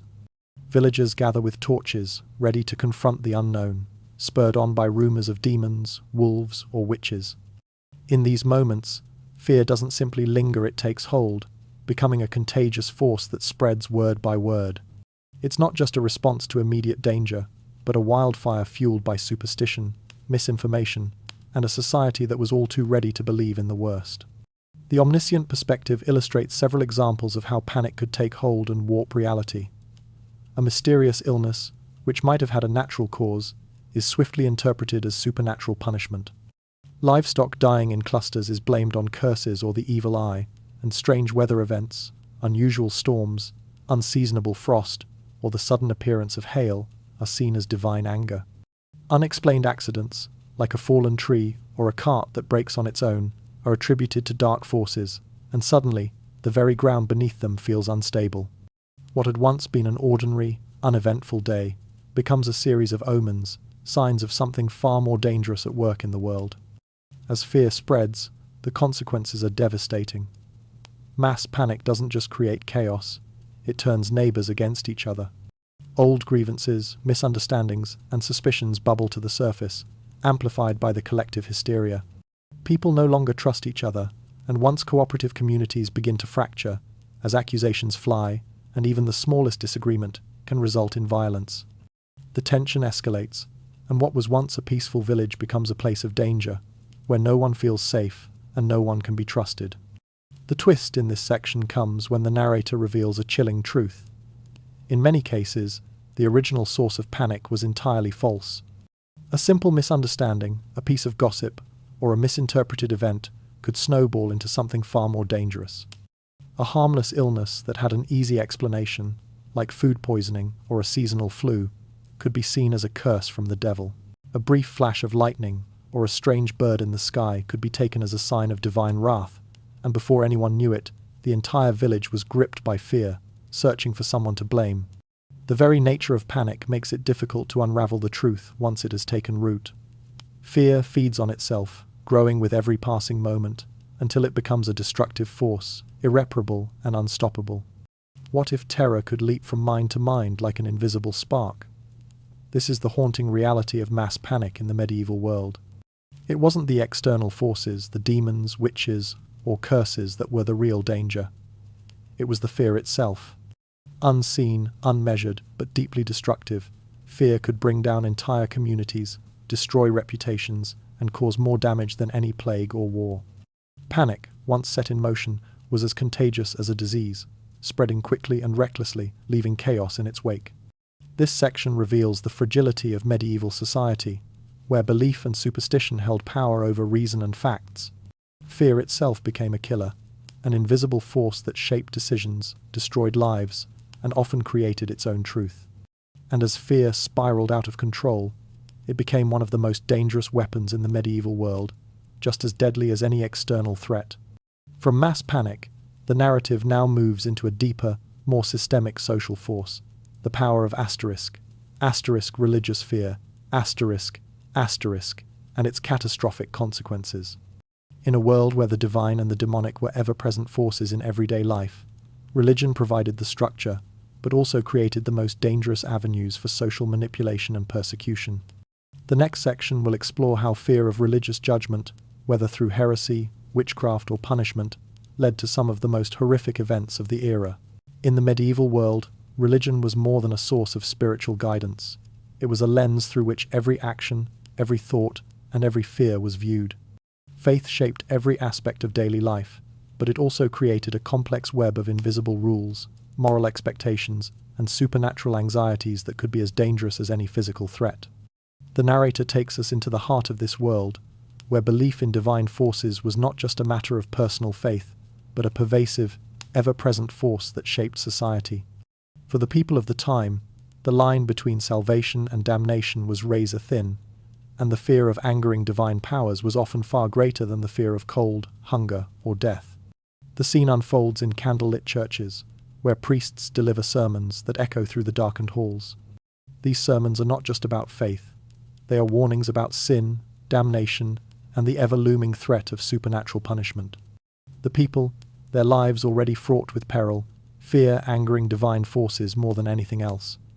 This fear becomes a tool of control, one that is exploited by both religious leaders and social authorities. The idea of eternal damnation, the horrors of hellfire, and the concept of divine retribution shape every choice they make, what they eat, how they behave, and how they seek redemption.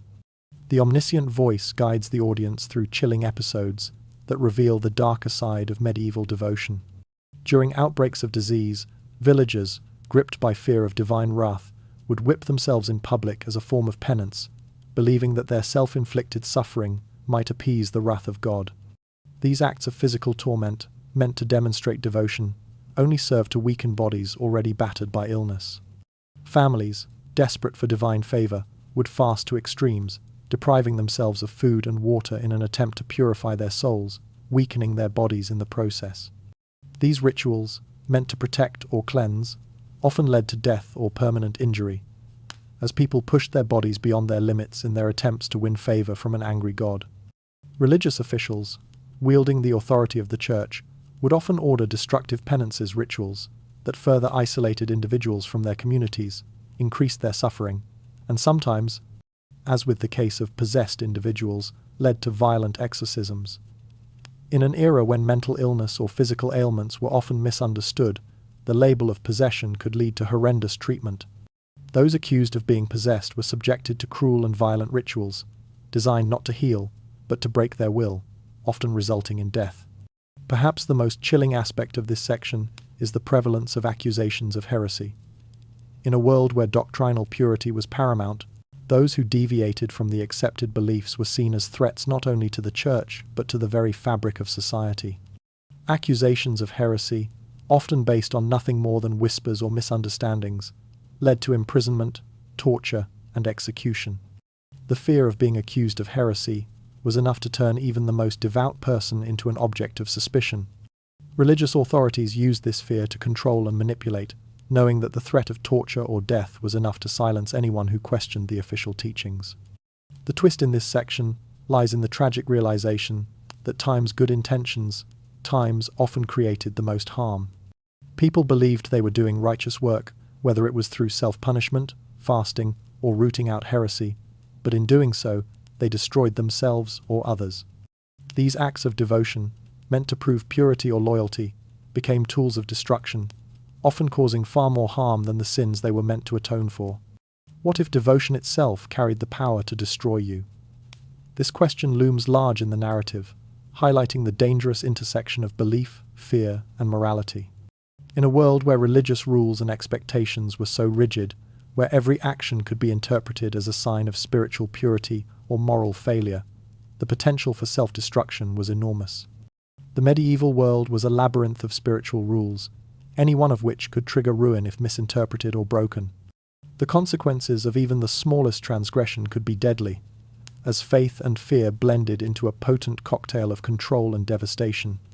As this section ends, the viewer is left with a stark understanding of how religion, which was meant to offer solace and guidance, became a weapon of terror and destruction. People were not just fighting to survive the physical world, they were fighting to stay in the good graces of a divine force that could, at any moment, turn against them. The final chapter now transitions from these deeply ingrained social dangers to the overarching truth, why modern people, with all their advancements and comforts, would still struggle to survive in a world so full of peril, superstition, and fear. The next section will examine how the layers of medieval dangers, both seen and unseen, ultimately shaped a world where survival was never guaranteed.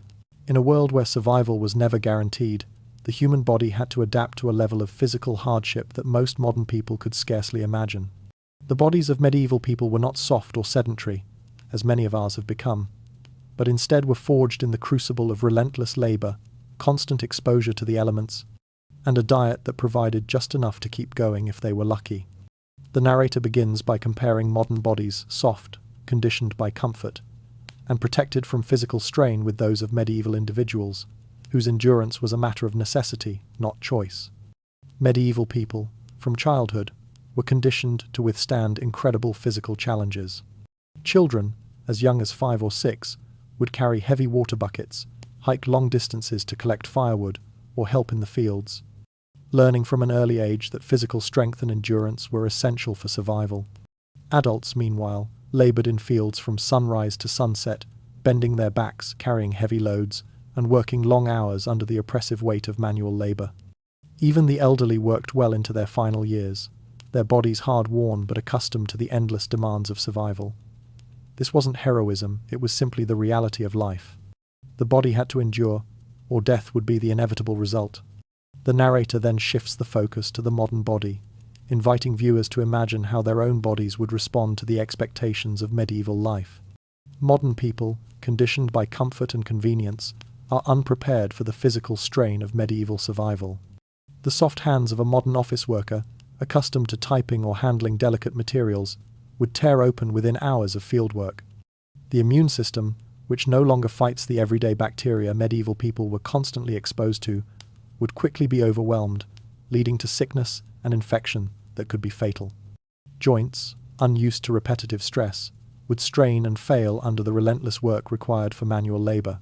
Lungs, not accustomed to the smoke-filled homes and workshops of medieval life, would struggle to breathe, weakening under the constant exposure to fumes.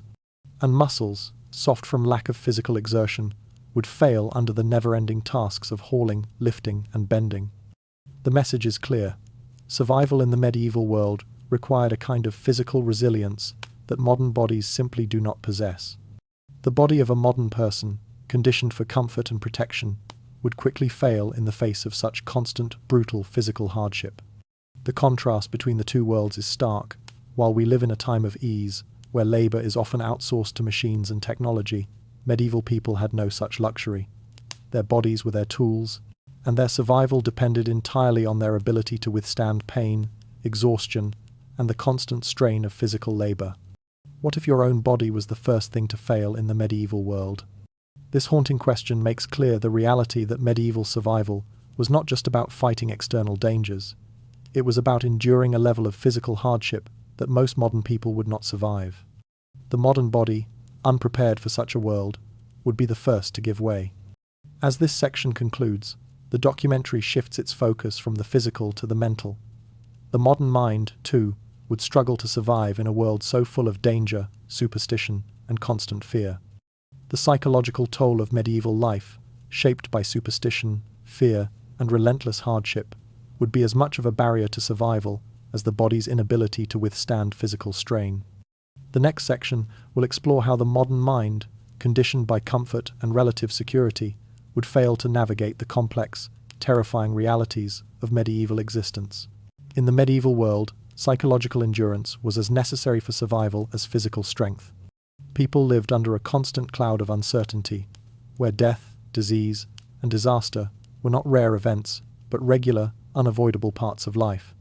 The modern mind, conditioned by predictability, comfort, and the relative safety of contemporary systems, would struggle to function under the perpetual stress that medieval individuals adapted to. The narrator guides us through the relentless mental pressure that shaped every thought, action, and decision in the medieval world, where fear, uncertainty, and hardship were not outliers, but the foundation of daily life. Medieval people, from childhood, learned to accept that death was an ever-present companion. Childhood mortality rates were high, and many children did not survive past their early years. Families lived without the safety nets that modern society offers. There was no health insurance, no social welfare, and no guaranteed protection from disease, injury, or famine. People were accustomed to living with hunger, with the constant threat of not having enough to eat, especially during harsh winters or poor harvests. Famine was a recurring cycle, and those who survived it did so at the mercy of nature. Illness was often seen as punishment from divine forces, and without medical knowledge, the fear of supernatural retribution hovered over every sickness. Violence was also an ever-present threat. Invasions, raids, and wars meant that people lived with the constant expectation of conflict. The narrator then contrasts this medieval mindset with the modern psyche, shaped by systems of safety, predictability, and comfort. In the modern world, we are shielded from the raw, unrelenting dangers that medieval people faced. We live in societies where, for the most part, the threat of sudden, violent death is minimal, where access to healthcare and social services provides a cushion against the hardships of life. Modern individuals are accustomed to privacy, to some degree of autonomy, and to an environment where expectations of safety are normalized. We are surrounded by systems that shield us from chaos, whether it's law enforcement, financial stability, or health insurance. These systems create a sense of security and predictability that we take for granted. But how would the modern mind fare in a world where safety nets didn't exist, where danger was an ever-present companion, and where uncertainty ruled every moment? The constant threat of death, from both external violence and internal illness, would be a mental burden that most modern individuals could not bear. The rigid social hierarchies and the lack of privacy, where everyone knew everyone else's business, would create a constant undercurrent of social pressure. The medieval world was not only physically dangerous, it was psychologically taxing. The fear of divine or moral failure, the belief that sin or supernatural forces could bring about personal ruin, would weigh heavily on anyone trying to navigate their day-to-day life.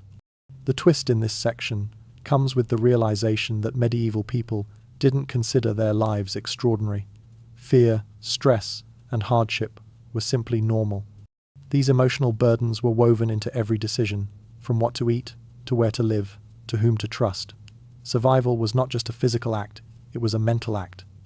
Medieval people had no expectation of comfort, no expectation of peace, and no expectation of control over their circumstances. Fear was a constant companion, one that shaped every aspect of their lives. And yet, they did not break under it. They lived with it, adapted to it, and carried it with them every single day. What if fear became your daily companion and there was no escape from it? This question presses on the viewer's mind as they imagine the constant pressure that medieval people endured. Fear was not an occasional visitor, it was the foundation of life itself, making every action, every word, every relationship feel fraught with the possibility of disaster. Survival, then, was not just about physical strength or cunning, it was about the ability to withstand this unrelenting psychological burden. As this section concludes, the audience is left with an understanding of how the medieval world was built on the foundation of mental resilience. Modern people, so accustomed to safety, comfort, and predictability, would struggle to survive in such an environment where every moment was shaped by fear and uncertainty. The next section will shift focus to **** modern expectations of safety. ***, exploring how these expectations would fail to prepare modern people for a world that had no safety nets, no guarantees, and no room for error. Medieval life was a harsh and unforgiving existence, one that offered none of the protections we now consider basic. In a world where survival was a constant struggle, modern conveniences, emergency services, hospitals, food security, workers' protections, sanitation simply did not exist. The narrator takes the viewer on a journey through the medieval world, helping us imagine a life without the safety nets that we now rely on to navigate the risks of daily existence. In this world, breaking a bone didn't mean a few weeks of rest, it often meant a permanent disability. Childbirth was a gamble with death, and any accident, no matter how small, could devastate an entire family's livelihood. The narrator guides us through medieval streets, where danger lurked at every corner. Wells, which provided water for entire communities, were left uncovered and unprotected, offering a death trap for children or anyone distracted enough to fall in. Tools, which were often left lying around in the open, were hazards for young ones playing nearby. Livestock roamed freely, often spilling into roads and gardens, creating risks for pedestrians or farmers. Fires burned unchecked, the flickering flames constantly threatening to turn a household into ashes.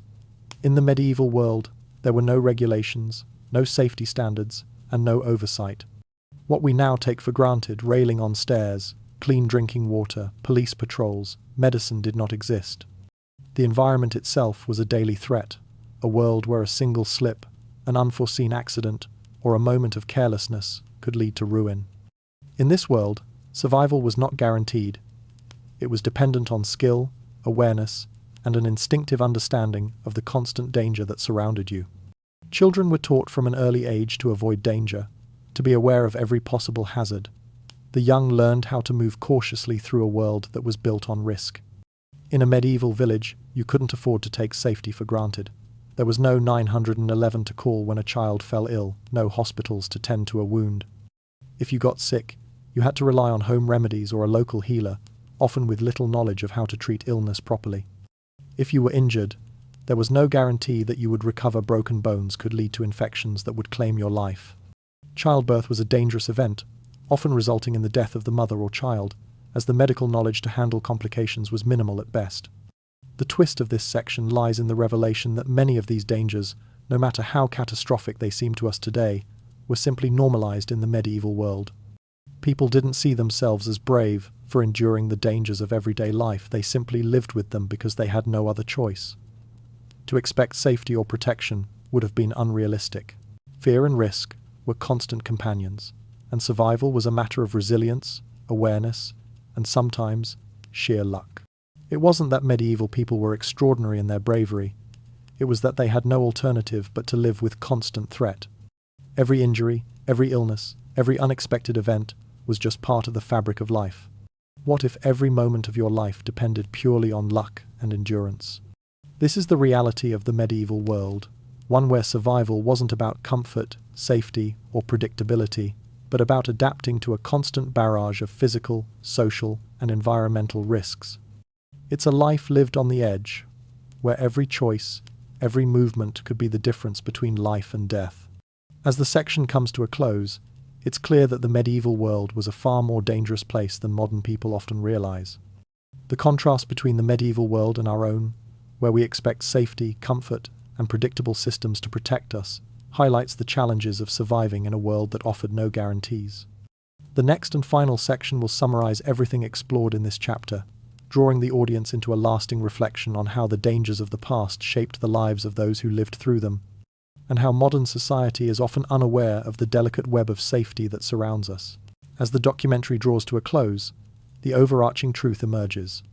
Medieval people survived a world that would overwhelm modern individuals, not because they were stronger, but because they had no choice. Their world was filled with invisible dangers, from environmental threats and animal attacks to the hazards of daily work, disease, and the ever-present pressure of social expectations. Yet, despite the constant barrage of hardship, they persevered. The narrator revisits each of these dangers, each threat, each risk, and shows how the people of the medieval world didn't just survive, they moved through it with a quiet, unspoken resilience, building lives and communities in the face of overwhelming adversity. Their lives were shaped by forces modern people can scarcely imagine.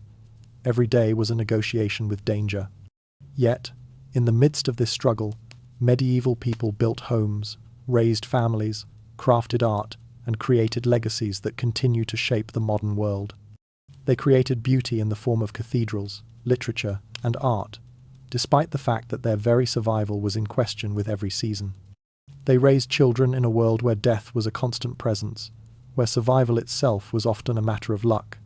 And yet, they persevered, finding ways to carve out lives of meaning and connection. The omniscient voice of the narrator becomes almost poetic, capturing the essence of the medieval world. It wasn't merely a place of danger, it was a living, breathing world, unpredictable, relentless, and unforgiving. In that world, people didn't have the luxury of comfort or predictability. They had to develop instincts, endurance, and mental fortitude that modern people rarely cultivate. The constant pressure of living in such a perilous world shaped their minds and bodies, and what was considered normal to them would be seen as extraordinary by us. They did not merely endure, they adapted, they innovated, and they found ways to thrive in a world that had no safety nets. The twist of this section lies in the recognition that this constant struggle, the daily fight against the elements, disease, and social pressures, wasn't just a burden. It was the crucible in which medieval innovation was forged. Their need for survival led to the development of technologies, systems, and stories that echo into the present. The medieval world birthed new ways of farming, new ways of building, and new ways of thinking about society and governance. The very structures of modern life, social, political, and technological, are, in many ways, the legacy of their struggle. Their perseverance gave birth to the foundations of our world. The final note of this section leaves viewers in awe not of the suffering of the medieval world, but of the strength it took to survive it. It is a reminder that history is not simply about hardship, but about the remarkable resilience of the human spirit. The medieval world wasn't just a time of suffering, it was a time of incredible human strength, of survival against the odds, and of the birth of ideas that would shape generations to come. What if the greatest danger today is forgetting how much strength our ancestors carried? This final question asks us to reflect on how easy it is to take our modern comforts and systems for granted.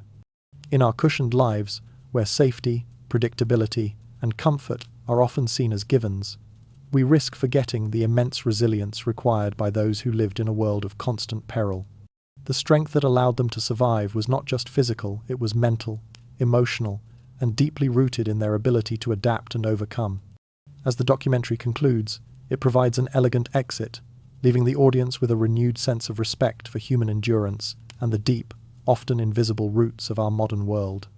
We are reminded that while we may live in an age of technology, comfort, and convenience, the true measure of human strength is not in how we live today, but in how our ancestors survived, built, and endured in a world far more dangerous than our own.